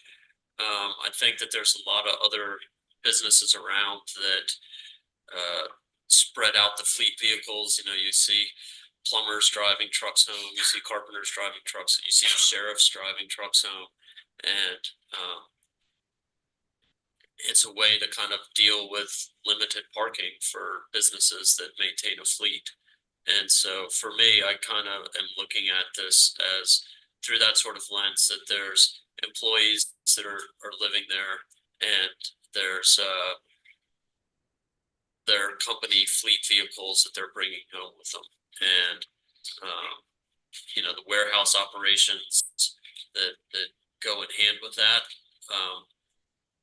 seem like, that, they're in line with the land use code of being an outfitter, so. Thanks. Yeah. Mike, you had your hand up. Or, I haven't said, well. Are we still asking questions? Or are we ready for a motion? Sure, yeah, Bill just had his hand up when Evan was speaking. You know, I just wanted to add to it that I did visit the site this weekend. I drove up and down that street 4 times, back and forth on it. I will say that the properties on that street, 3 of them stood out as being extremely well taken care of and clean and well put together, with theirs being one of them. Commissioner Dean's was another one, as was EZP Farms. So, you know, from appearances for what they've done a good job of being good neighbors, and they've gone to a lot of trouble to put things in order. And are they going to have to do some more work if the CUP comes? Yes, they are. It sounds like they need a taller fence. They're going to have to add some gravel to the driveway for the dust situation, but I thought their property looked extremely well kept. Trish. Well, if Mike has a question, I'd like to make a motion. So if you have a question, go for it. Okay. So I move to deny the Escape Adventures Outfitter Guide Service and Facility Conditional Use Permit for Grand County parcel number 02-005A-0002 as illustrated on the site plan dated December 20th, 2023. And I'm going to make the following findings. With regards to Escape Adventure CUP in accordance with Land Use Code 9-10-5. 9-10-5A, the location, size, design, and operation characteristics of the proposed use shall not be detrimental to the health, welfare, and safety of the surrounding neighborhood and or its occupants, nor be sustainably or permanently injurious to neighboring property, nor cause substantial or permanent interference with the right to peaceful enjoyment of property. That being said, the proposed use will cause substantial interference with the right to peaceful enjoyment of property. Indeed, it has already caused such interference, as evidenced by the many complaints from nearby residents. It is not possible to substantially mitigate these detrimental effects via reasonable conditions, since the increased traffic and noise associated with the proposed business activities is an essential part of this business activity and significantly limits those activities will negate the purpose of this CUP. Furthermore, enforcement of conditions such as a limit on vehicle trips would not be practical. Fencing and screening would have no significant effects on noise or impacts from increased vehicular activity.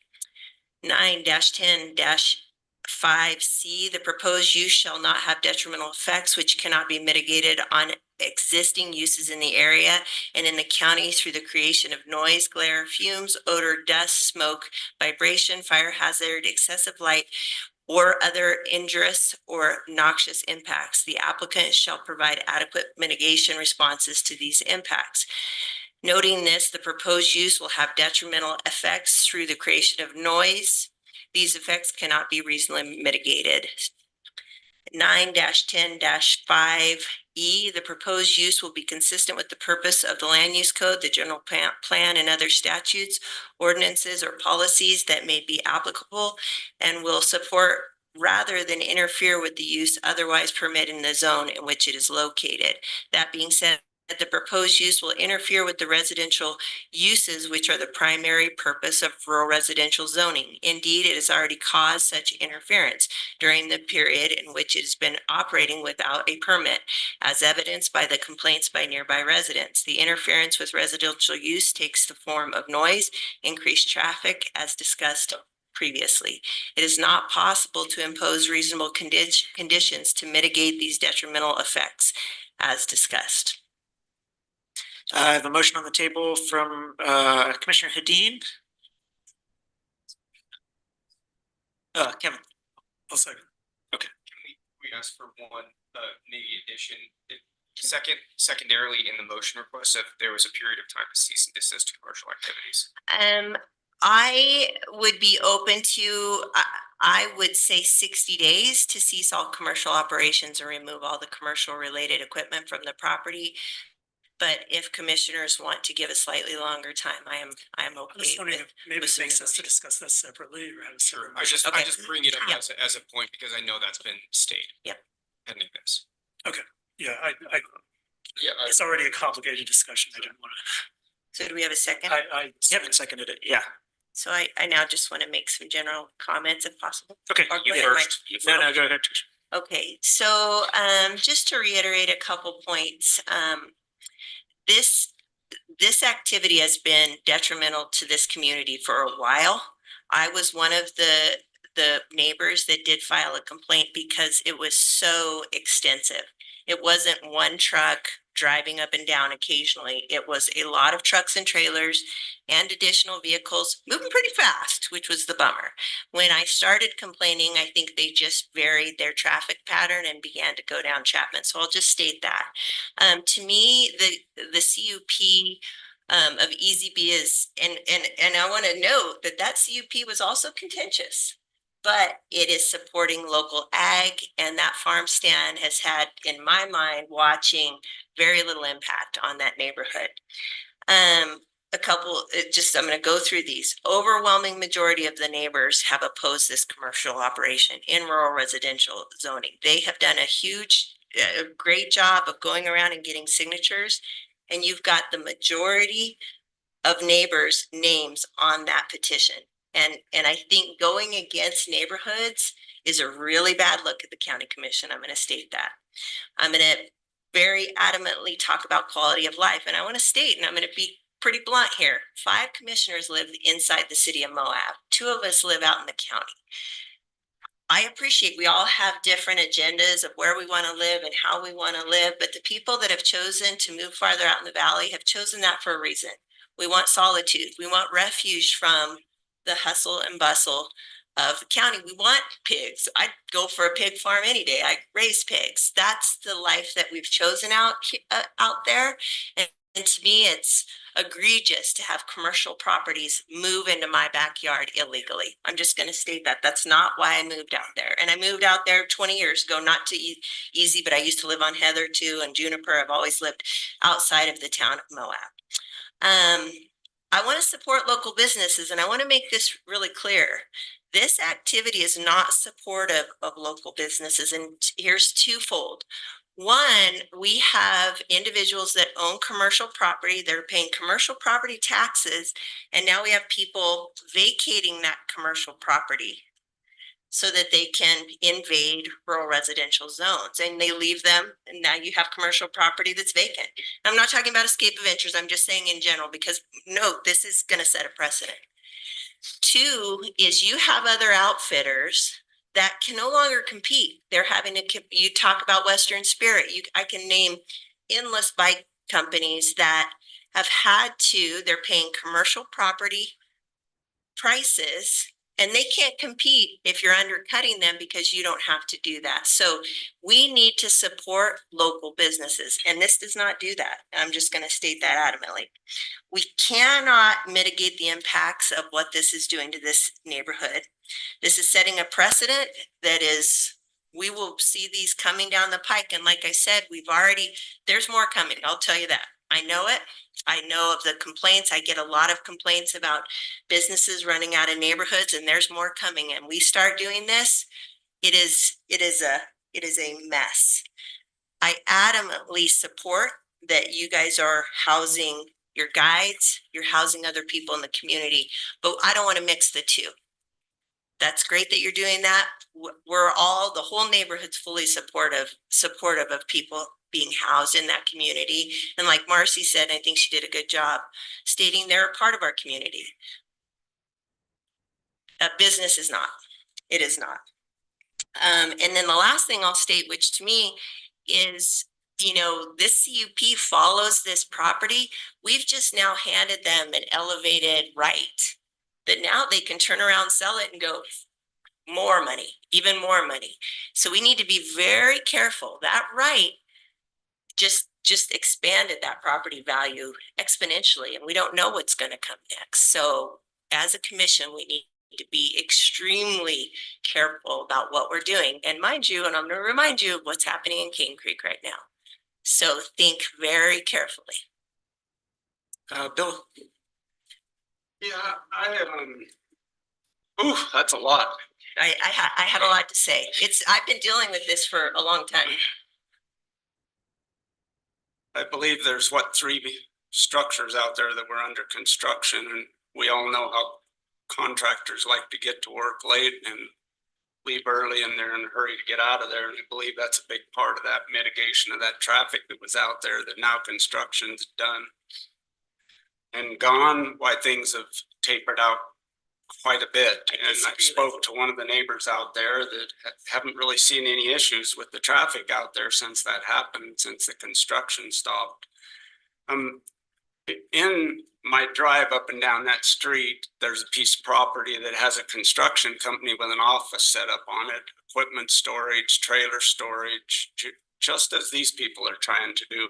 And that was the basis of asking Jenna, how many CUPs are there on this street? So I'm guessing that somebody needs a CUP directly across the street from this gentleman. And then you go down the road a little bit further and you find where somebody moved a commercial operation. And I used to think it was kind of cool looking from over on Highway 191, where they had all these bombs and these crazy stick figures standing up on top of them. They're all stored on a piece of property less than 100 feet from this gentleman's property. Now, my guess is they might need a CUP. I'm not sure.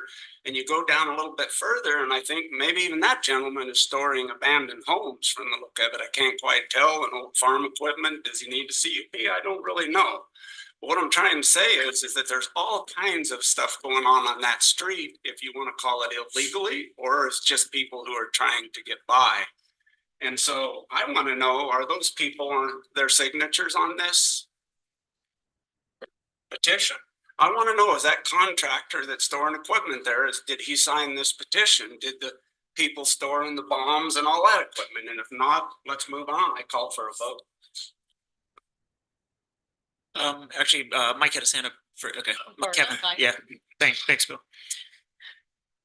We've covered it. It's okay. Okay, I can call for a vote, or did you want to make one last statement, Kevin? Yeah, I haven't spoken yet. Okay. So, yeah, I don't know. It seems like we don't have to. I thought we were just getting started. Sorry. Okay.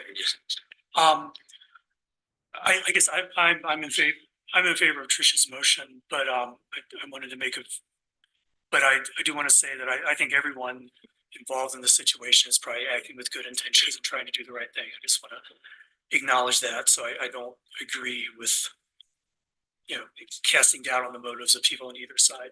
I think there's been small amounts of that in some of the public comment. I do think everyone's trying to do the right thing. That doesn't mean everyone is right, because they can't all be right because they disagree with each other. But just want to acknowledge that.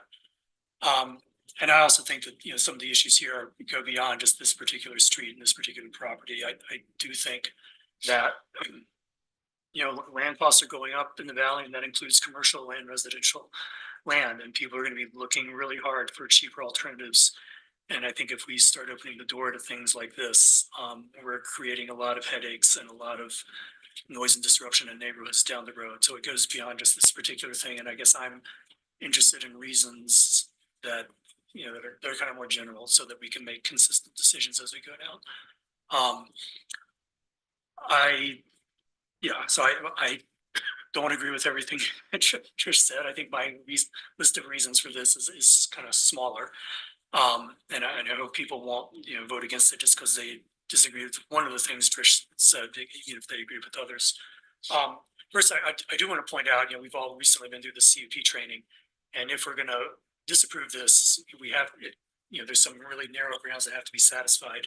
And that's why Trish read that very long set of findings, which I contributed to writing. And it is tracked, we have a section in our land use code 1095 or 910.5, excuse me, that kind of lays out the particular conditions that we have. And, we know the state code says that our land use code has to give these, criteria. We have to abide by this criteria. And so that's why the motion was really long, because, otherwise I think it's vulnerable to appeal. I think there are enough things in section 1095 that we, but the other thing I wanted to say is, suppose we agree that, there are impacts like maybe noise, for example, that can't be mitigated. That doesn't mean we automatically vote no. We could still vote yes. It's not a symmetric thing. And so I think a lot of the discussion are reasons. I guess I'm just trying, if some hearing officer is listening to this debate in the future, I want to, just sort of partition it. We've got this narrow discussion about unmitigable impacts, and then we have the broader discussion, which I think is relevant to the question of, do we want to approve this thing even if there are unmitigable impacts? So I just wanted to make that clear, because I think if we do make a decision, I want it to be legally defensible. Okay, I will just, since we want to hurry up, I'll just say everything I have to say in almost one go instead of breaking it up the way I sometimes do. Let's see.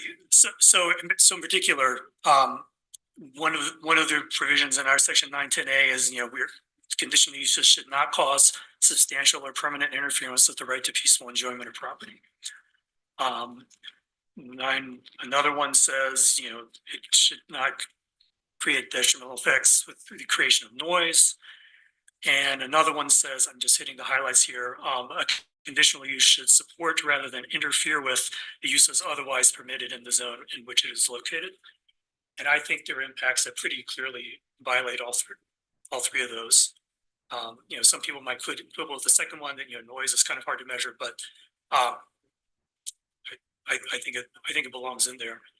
And I think it's pretty, none of the proposed mitigations like the fence, that's not going to help with the noise, and it's not going to help with the traffic. And I think most of the complaints have been about that. So I think definitely there are detrimental effects, tracking the language in section 910.5, and I don't think they can be mitigated. So I think we've checked that box.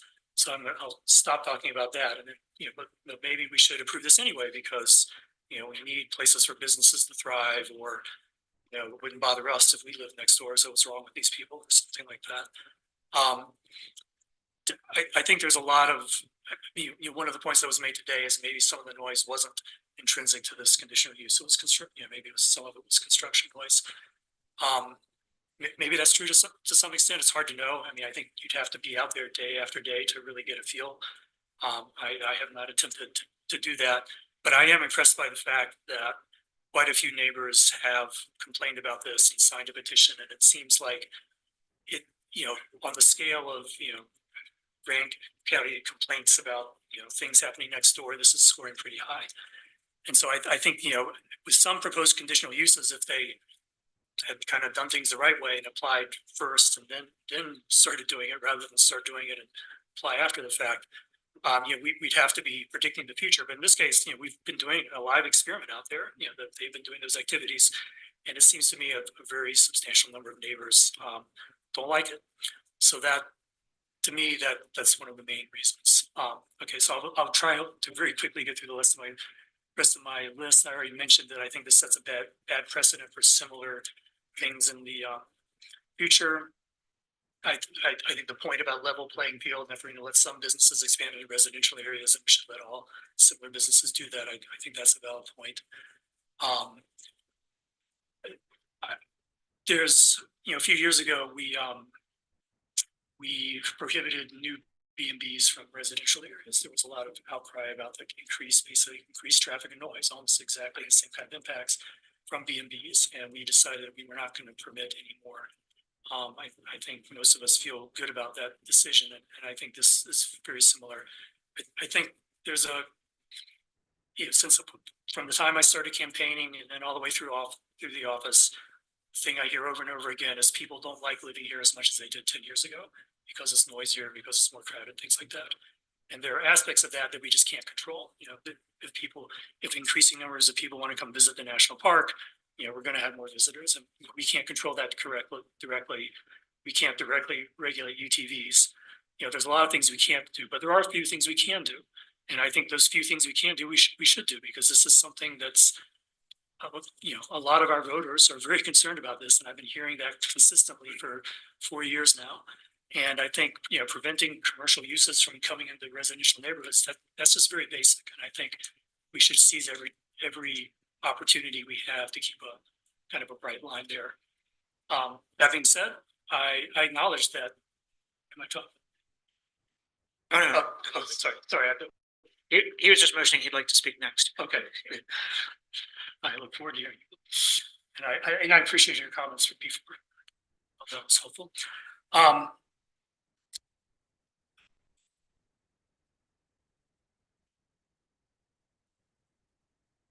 So one thing that's come up a lot about this is, is housing, but to me, that seems like that's not the issue.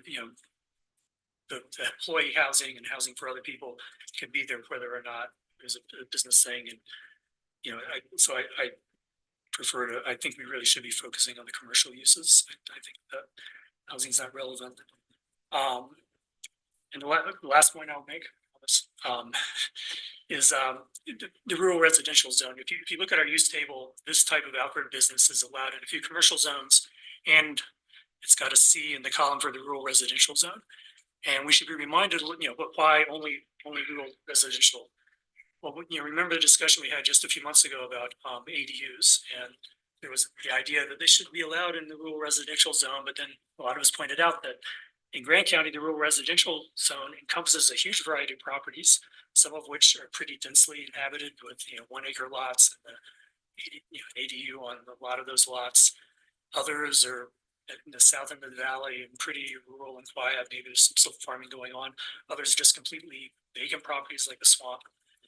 And so I'm imagining that when we discuss what that's in the use table, we are recognizing that we don't think this business is appropriate for every single rural residential property, but it might be appropriate for some of them because there's so much diversity within the rural residential thing. And so now we ask ourselves, okay, amongst all the rural residential parcels that we have in the valley, is this one of the ones that seems like a really good candidate for a business like this? And I think the answer is clearly no. I think this is the rural residential land that is least appropriate to that. It's an area where we have lowest density. The people who live there are constantly saying we moved here because we like living, not with people right next to us. Some of us who live in town or noisier things might think, just a little extra noise is fine. But we live in a diverse county with diverse housing opportunities, and I personally think we should respect that message, which we've been hearing over and over again from people who live in that area over the years. So sorry to go on for so long. All right, Bill first, and then Mike has his hand up too. Yeah, I think in regards, we've got a gentleman that came up and spoke here. He lives literally on the property. I think he speaks well to the fact that the noise is considerably dropped off. He's not the resident that I talked to previously about noise out on that street. We've got firsthand experience. To the help and the legal brief, I think that's commendable that you wrote all of that up and helped Trish with that. But when we have a county attorney, I believe we really should have reached out to him, or we should have taken his advice. And what he did do was he presented us with a training the other day with some very specifics. And these people meet what that training showed us, that we should be voting for this, not against us, because of the litigation we can bring upon ourselves or upon the county. And so I really think that we've covered the legal basis of this before we ever started doing our own legal work. Thanks.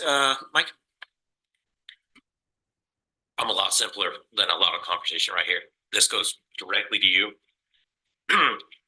Would your employees' housing become a question if the CUP wasn't passed?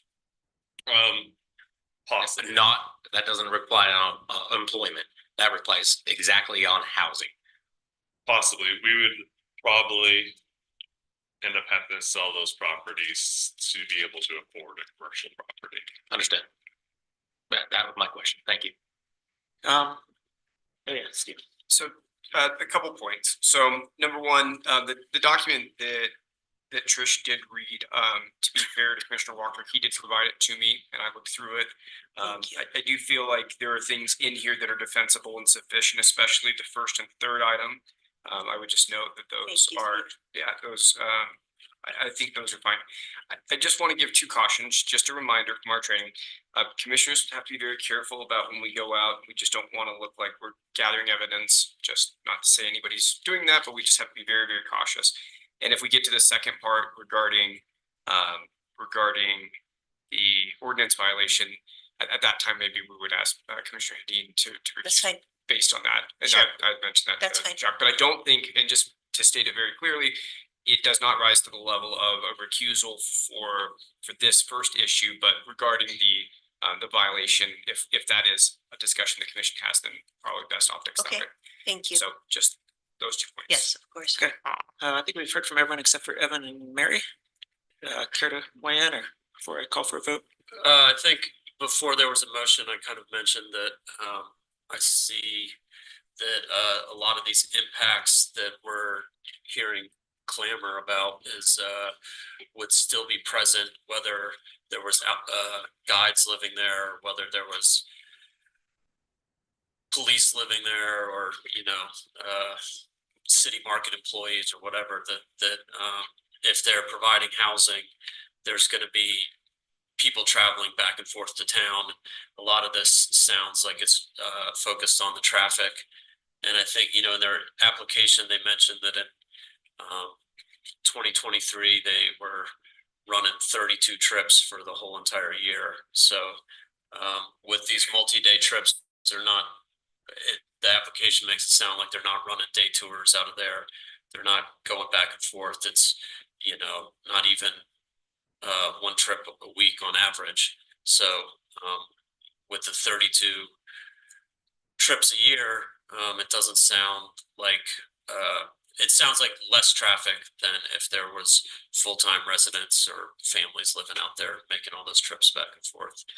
I know that the training also kind of mentioned responding to public clamor. And so I've just really trying to be looking at this through, what's happening on the ground and at that property itself. And because it's not a zone change, I feel like we do have more control over it. If it's up for annual review, then it seems like it's not changing as much as like a full-on zone change. And so I don't see it quite as impactful as some of the other changes that have been made to the areas with recent zoning requests, etc. And I think that highlighting that visitors wouldn't be, or clients, customers wouldn't be visiting the location is a big deal. It's definitely a lot different than a bed and breakfast where you're inviting tourists and visitors into a neighborhood. This is really just, I see it as employees of a business bringing their company rig home and cleaning it out and getting ready for work the next day. Carpenters might be loading lumber or running to the hardware store, and these guys are unloading a cooler and grabbing a tent. So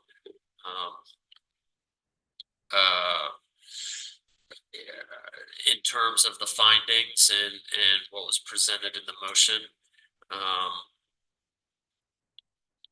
I feel that that's kind of reaching and grasping. And so when these guys were found in violation, they were given the option to apply for a CUP, and that's what they're doing. And so I'm willing to let them have a shot at it for a year. Mary? I can say literally, I came to the meeting today not knowing what to do, because that was each argument, each or discussion or point made a lot of sense. And one that really hit me, or I think is important, and I don't know if it was a finding, but the findings, our attorney says there are findings that are defendable, was the playing field. That really concerns me because what I see by not having a leveling playing field is this is going to, I mean, make it harder in the future for us to say no to anything of this nature. And it's in many ways not fair to the other businesses who are paying, you know, doing it. And as was stated, that if they don't get this CUP, they might have to sell the property. Well, then they sell the property, it remains rural residential. If they don't have the CUP, but if they have to sell the property in order to have the money to buy a business place to have a business, that's a better playing field. That's fairer to all the other bike and touring companies in the town. But if we gave a CUP and still there was a decision to sell, we don't know what the CUP, I thought it went with you. I really did. I thought, and I trusted what you were doing. And I thought, yeah, you've been here a long time. You're committed to the community. I trusted you, but I don't know if I would trust. There's an unknown out here that we have no control over if they don't choose later on a date to sell it. The CUP stays, and we'd be going through this all anyway. So I guess after hearing everything, I am in support of Trish's motion. Okay, I think we've heard from everyone, and I'll call for a vote on the motion. The motion from Trish was to deny, second from Kevin. All those in favor of the motion, raise your hands. All opposed. And I've recused, obviously. So the motion fails with a 3-3 vote with Commissioners Clapper, Winfield, and McCurdy in opposition. Stephen wanted to say something. Yeah, so at this point, if the votes stay the exact same, if there's nothing to mitigate, that's perfectly fine. The commission doesn't have to vote with the four. They don't have to either vote to deny or vote to approve. At that point, the applicant would be able to move forward to the next process, which would be to appeal. So the question that I would have for the commission is if there's anything that would sway the tide, and if not, that's perfectly fine. Then the next question would be whether or not the commission wanted to consider the next part of the conversation about the violation. How would that work, Steve? If the commission's not giving approval, because that's status quo. Oh, Status yeah, quo continues. He doesn't get the CUP.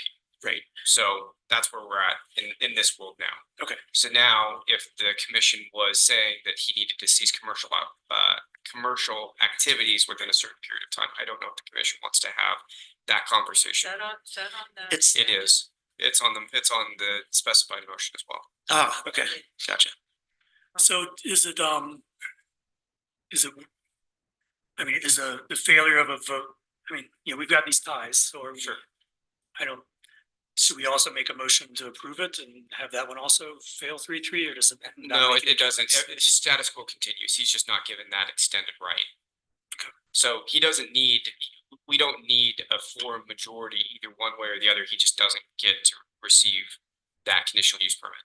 That gives him some direction because now he has the ability to, you know, he can find his own help, but essentially he can move to the next process at the appellate process or ombudsman's office. That's his recourse. But separate from that, since the P&Z is holding everything off based on this action, I don't know if the commission wants to have that second discussion or if they want planning and zoning to deal with it. But it's on the motion, so I just want to point that out. So I guess I'd appreciate planning and zoning making some recommendations, and because we're short of time today, maybe that's a discussion we could have in the next meeting or something. I just want to give the commissioner a reminder. Great. Is there any additional conditions or mitigations that would help in approving this for folks that had denied it? Playing field can't be the other game. Okay, I just wanted to see if it was worth adding. And I want to make it clear, Evan, it's not people just bringing home their vans. And it's not 32 trips a year. The floor is closed for That's discussion on fine, that. but Bill? I'm just, Yeah, we need to move on. Yeah. I see some value in making the motion to approve this. I also see some value in not only Jacques recusing himself, but another commissioner recusing herself. I do know that she has a relationship with another property that's out there, and I'm not one to sit here and point fingers, but that property is in violation if we apply the same standard to this gentleman. And being in that relationship, I think, directs her to recuse herself from the vote. Now, I could be wrong, Mr. Stocks, if you. We needed, for any action, we need an affirmative vote of 4. So regardless of if another commissioner recused, we need one more vote to change. So, and absent that, we can't get to the majority. Okay. Not by the government policies. Okay, I think we take Stephen's recommendation, have the discussion about the violation at the next meeting or at the staff level, and move on from here. I'm in favor of that. I would also throw out just briefly for the sense of the occupant that I would be okay with the operations continuing longer than 60 days. So I know that they're Season. coming through crunch time. So if it's not going to be a 1 year anyway, so just for whatever that's worth of discussing. Yeah, I don't know how, I mean, staff has the violation. I know they're going to proceed through their process. So, but if they knew the direction, otherwise we treat it as a violation. And see how long it takes to bring it back in 2 weeks as a discussion item potentially, or okay, great. Okay, thanks. Thank you, Merrick. Thank you. All right, well, it's actually at 6 o'clock. It's we have a second citizens to be heard session at 6 o'clock, and if there's anyone here who came to be heard, I would invite them forward to make a comment. Oh, we do. Okay, sorry. Yes, Mr. Horowitz. Yeah, my name is Mark Horowitz. You all know me. I was listening, of course, with great interest about potential commercial use in a neighborhood, and Mr. Clapper referred to the bed and breakfast community. I call us the home hosting community, and said, well, this isn't like a bed and breakfast where we're inviting a bunch of tourists in. He said that there's more like people loading up some stuff and going off to work. Let me just say, the bed and breakfasts have gotten a very bad rap, and I don't think it's appropriate.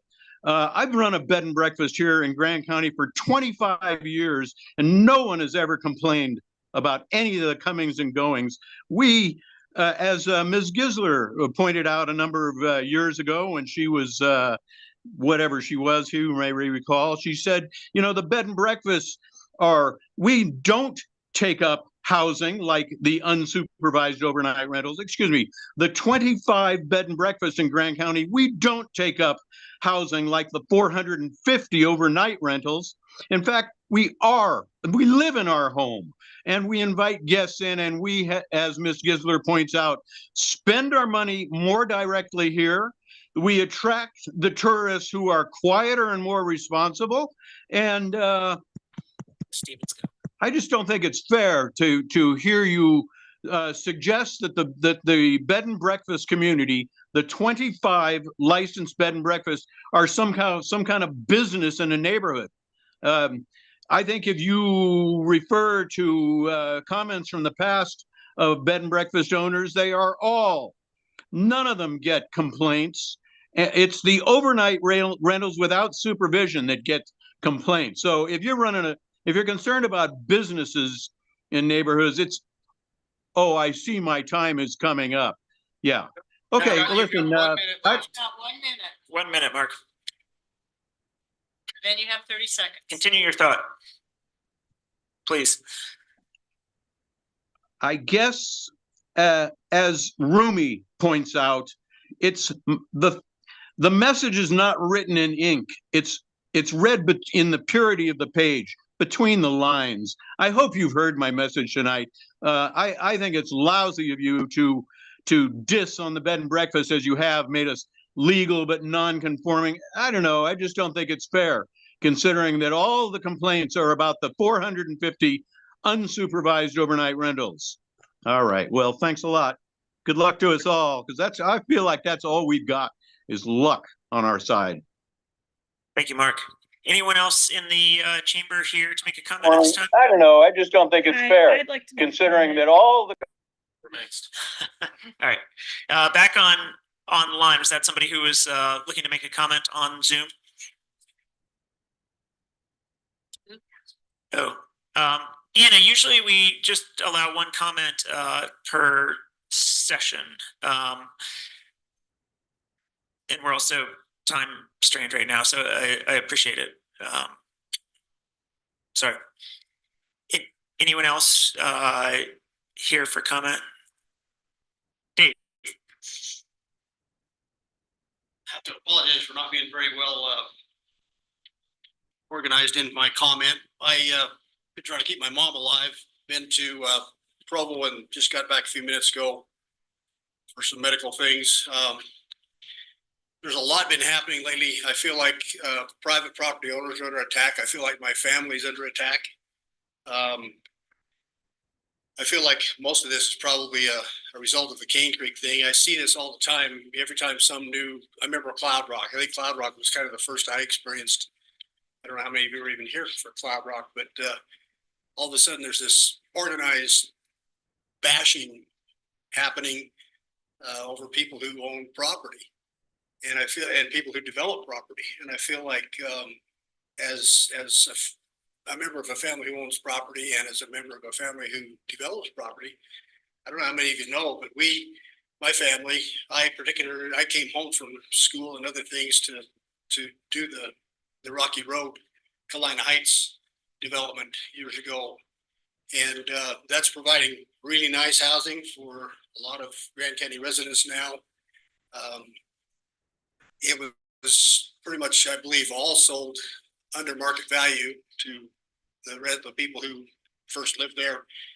That particular property could have been, maybe it doesn't matter to anybody else, to the public, that could have been easily made into homes 2 years sooner than it was. But red tape, and I think artificially applied red tape. It was during that period of time that the Grand County building inspector tried to run over my mother with a county truck. And so there's a little bit of reticence in our family to trust the government in anything. And anyway, don't want to go too far into that, but I will tell you that there have been some real serious, if I had been half the man I am now, that guy would have been in jail. And the county would have been slapped hard. Cane Creek now is causing this commotion that we see. Whether it's right or wrong, I don't know. Is that time? No, 1 minute. 1 minute, okay. I would urge you not to jump to knee-jerk reactions just because somebody's using their private property.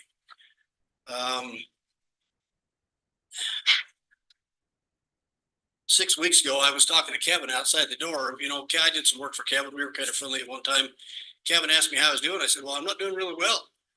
I feel like these things that are happening right now, this particularly Cane Creek, where multi-billion dollars are being brought in and more or less forcing their will upon the county.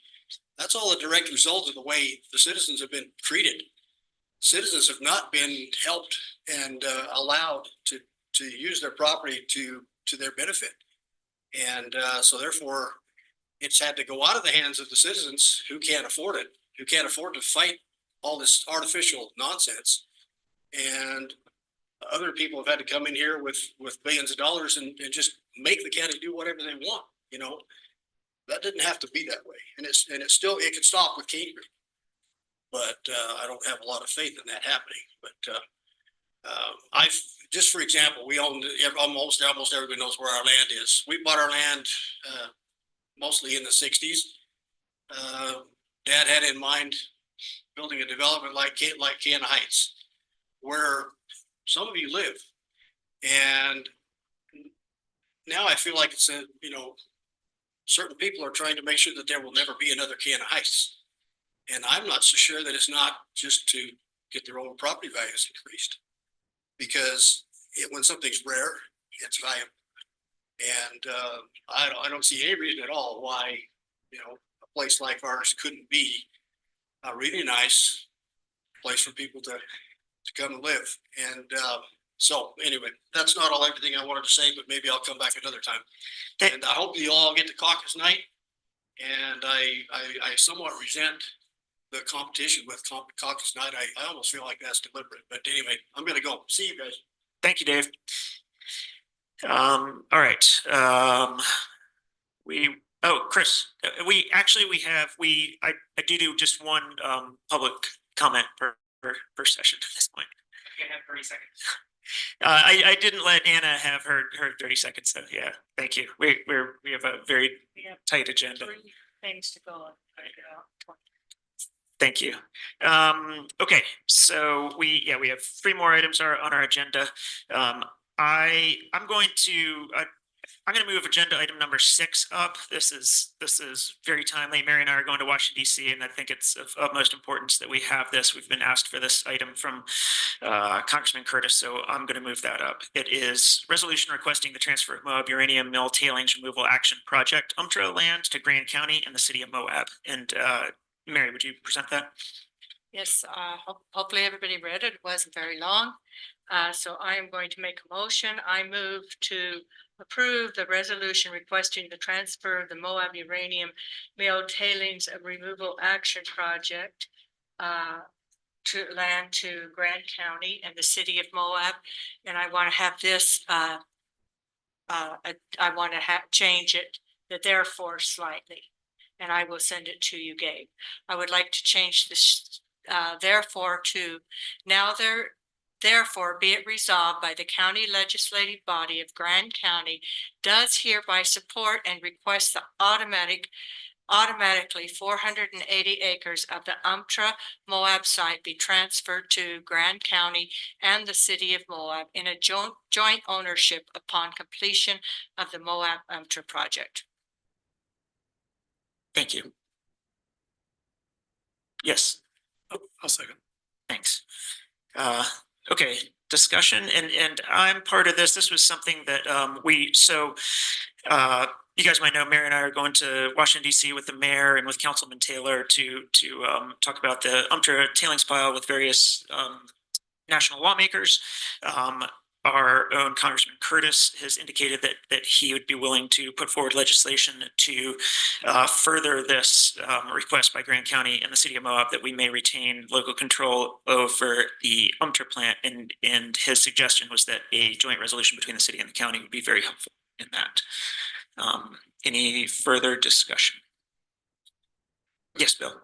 Yeah, I'd just like to know where Stephen stands on this. I know he was pretty clear in his email earlier, just for a little bit of guidance on how we're going to vote for this moving forward.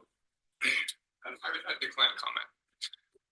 Very clear that this should have been through legal review, and the fact that we're going to go around that here has got some severe consequences for commissioners individually and the commission body as a whole. And I think that we've got to get past that. We've got to get to an understanding here where admin and the commission, especially those that put the agenda together, are using the legal advice that we have here. And I just think that we've got to put an end to that. I totally support the UMTRA project. I have all along. I think it's a good thing that Mary's done and that you have as well going back there.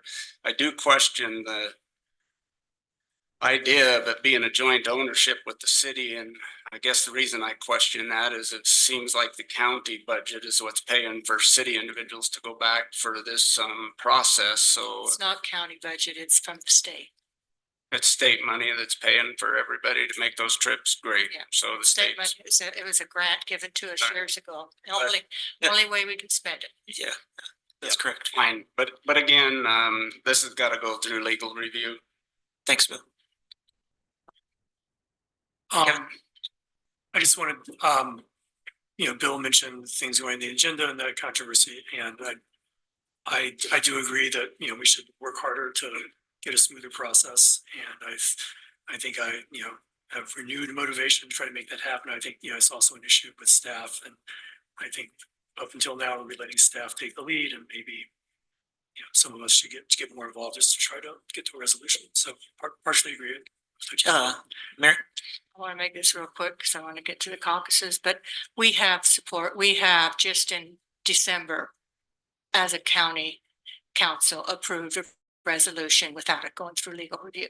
So resolutions oftentimes don't go through your legal review because they're not binding. But I guess the point I was going to make is I think if some of these things are like very complicated, that might give me some hesitancy, but I think the items on the agenda tonight are pretty straightforward. So I'm hoping that we can have smooth sailing in the future. We'll all be getting along and we'll have procedures that everybody's happy with. So Thank you. to respond to that. Mike, did you want to make a statement? I'm here to reiterate what Bill said on this one. I entirely support this. Can't thank you guys enough for doing the work. Should go through Stephen's office a little clearer and a little cleaner. Great, thank you.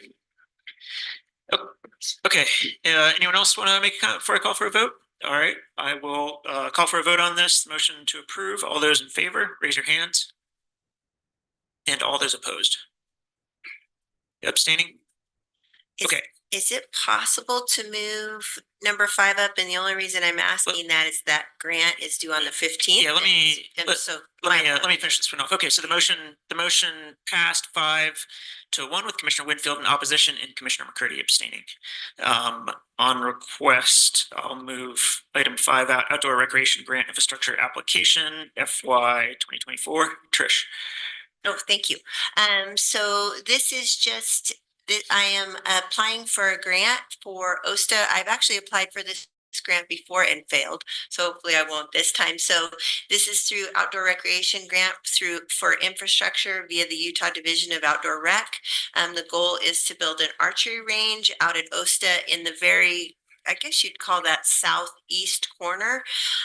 The total cost that we're looking at is 60 grand. I'm asking for 36 from the state because we need it, and then we provide a 40% match. I want to make it really clear that the county is not at all obligated to that 40% because currently right now I have 8 grand from the Division of Wildlife. They've already donated the targets, the some other items, bow holders, etc., and so on.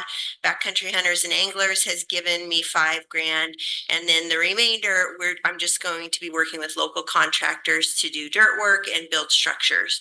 It's a little predominantly the bulk of it is excavation. We will do a total fencing around it, signage, and a shade shelter. I do want you to note that Angie, and that's my bad, sent out I haven't quite finished up. I have to modify that portion of the grant that Angie noted. She sent you an email stating that land I thought was George White property. It was actually the BLM patented property. We do have a letter approving this structure via the BLM. So I will fix that before the grant is sent in. So I'm just asking that the commission support my grant application. You're making a motion? Yeah, I'll move to approve the outdoor recreation grant infrastructure application for 2024 for the archery range at the Old Spanish Trail Arena. Thank you, Trish. Second? I'll second, Kevin. Okay. Mike. With pending changes on that grant, fully support it as liaison to OSTA, and would ask Recreation Special Service District also for more funding along with that. Great. Yep. Because I know they expressed interest in getting it completed. Okay, great. You know, I know you just made a motion. I would also entertain thoughts about giving this time to go through legal and to allow time to make those quick changes.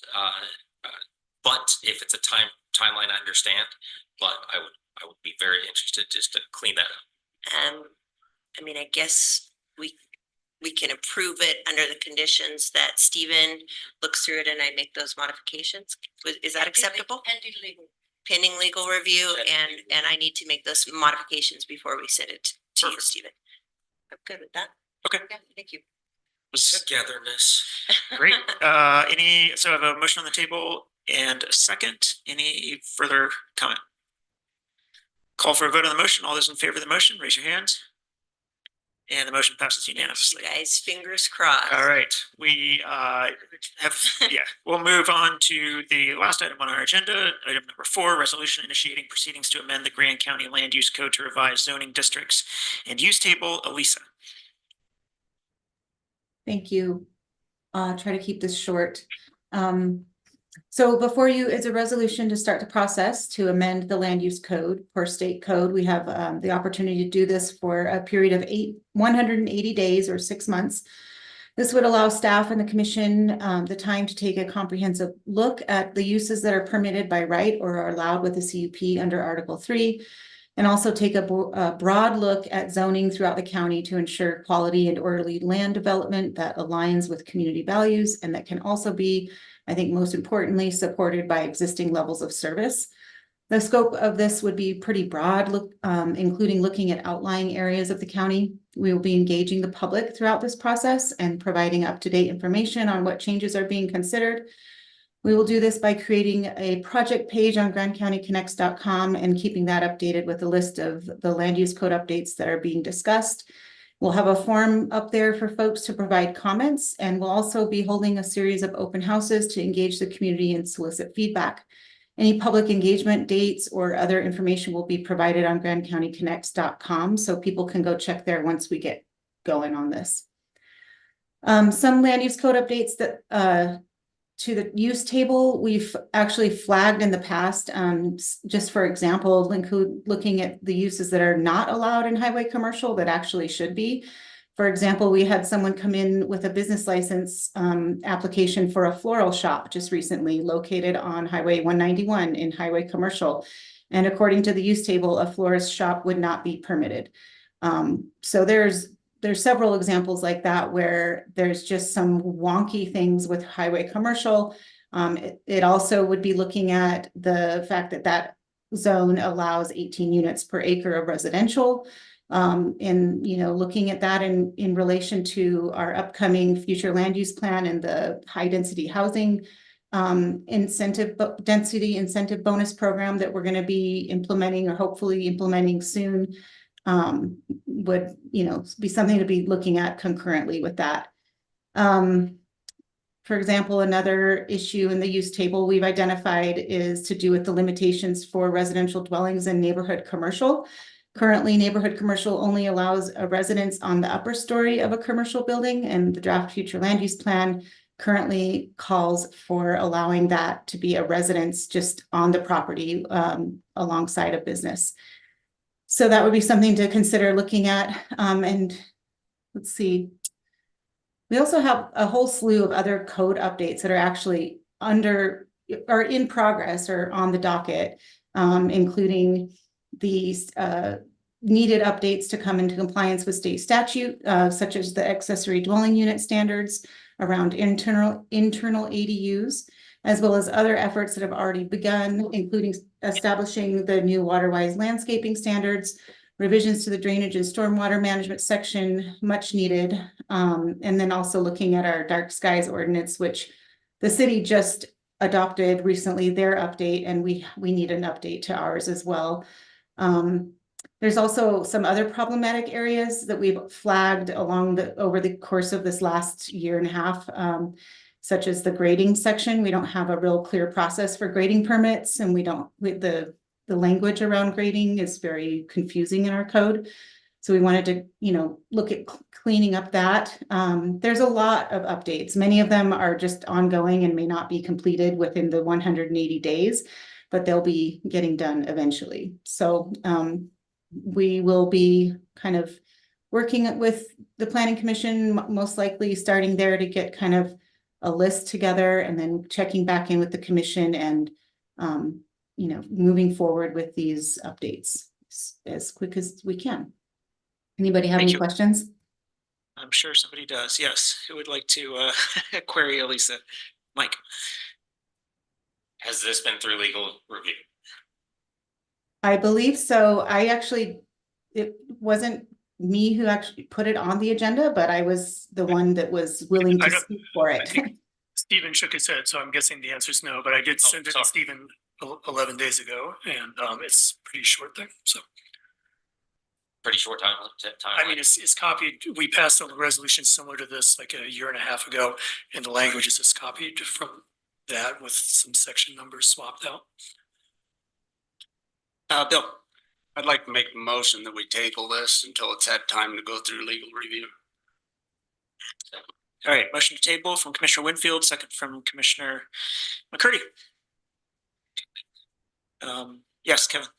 I think the purpose of this type, you know, this isn't making any changes in the land use code, is sort of beginning a period where we have protection if applications come in while we're in the process of changing land use code. We've, you know, some of these changes, you know, Lisa mentioned a lot of them, they've been discussed at other public meetings. And the idea, if you say we're about to, you know, change the allowable uses in this zone, that gives an incentive for people to try to get an application before, you know, it changes, and state code anticipates that that's a problem, and they give us the opportunity to start this. But the point I'm making is it's time since, you know, we've sort of said, hey, we're going to be changing this. And so it's good to, once you sort of announce that the changes are made, follow through and start that 180 day period. So for that reason, I'm not in favor of tabling. Mike. In the anticipated 2-week timeline, is that doable? If this was on the next agenda, my office could review it and have it ready to go. I understand your point to the, hey, people are going to ask in that 2 weeks. 2 weeks is a pretty short time to put a lot of that together, I see, but it allows compromise. Mary.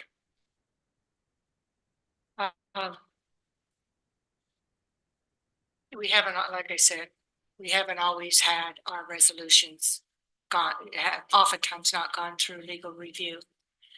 And I've seen the commission prior to my election oftentimes went against what the recommendation of the attorney was. And there were a couple of times with our previous that I did my own research and such and thought, you know, I don't agree with the opinion of the attorney. An attorney is an advisor. I think we should listen to him. I think we should take him very seriously. I think you should very rarely go against your attorney. But I think with these two resolutions that we're here tonight, and that I don't see the purpose, I think we're just tightening up the procedure in the future is what we need to do. Sure. Yes, Steve. Because the comment's been made about disregarding attorney's advice, I would caution everyone. People can become subject to personal liability where our insurance provider could choose not to provide coverage if the commission acts in opposition of that.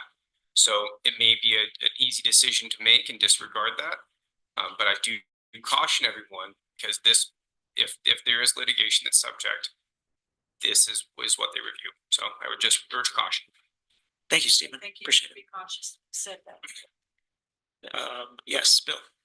Well, and to her point there, just because we've been doing something wrong for years is no reason to continue doing something wrong. And it's very clear that this needs some legal review in 2 weeks. What are we going to have, a boatload full of contractors or developers in here trying to push something through? I don't see the point in trying to rush this through and make decisions that put this body and the Grand County citizens at risk. So let's move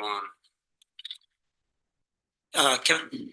Yeah, I agree. It's possible that, you know, it's taking a risk. Maybe nothing will happen in 2 weeks, you know, maybe something will. I prefer not to take the risk. Again, I think this is based on a resolution that did have county attorney review and doesn't make any changes other than swapping out some section numbers. You know, just the language. So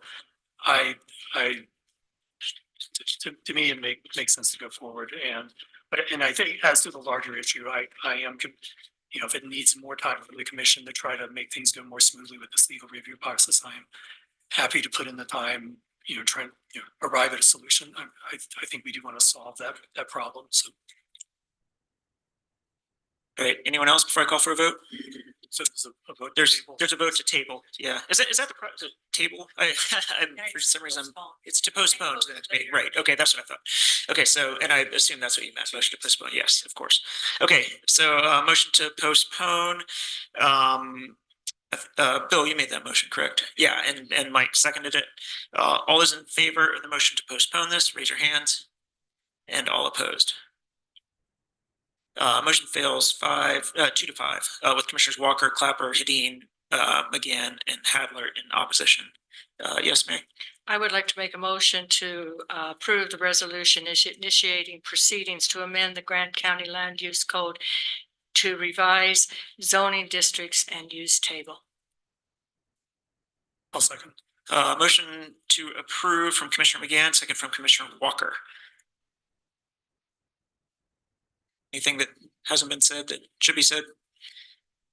I'll call for a vote on the motion. All those in favor of the motion, raise your hands. All opposed. Motion passes 5-2 with Commissioners Winfield and McCurdy in opposition. We have nothing else on the agenda. It is 6:41. I will now adjourn this regular meeting of the Grand County Commission. And happy caucusing, everybody. So we're postponing the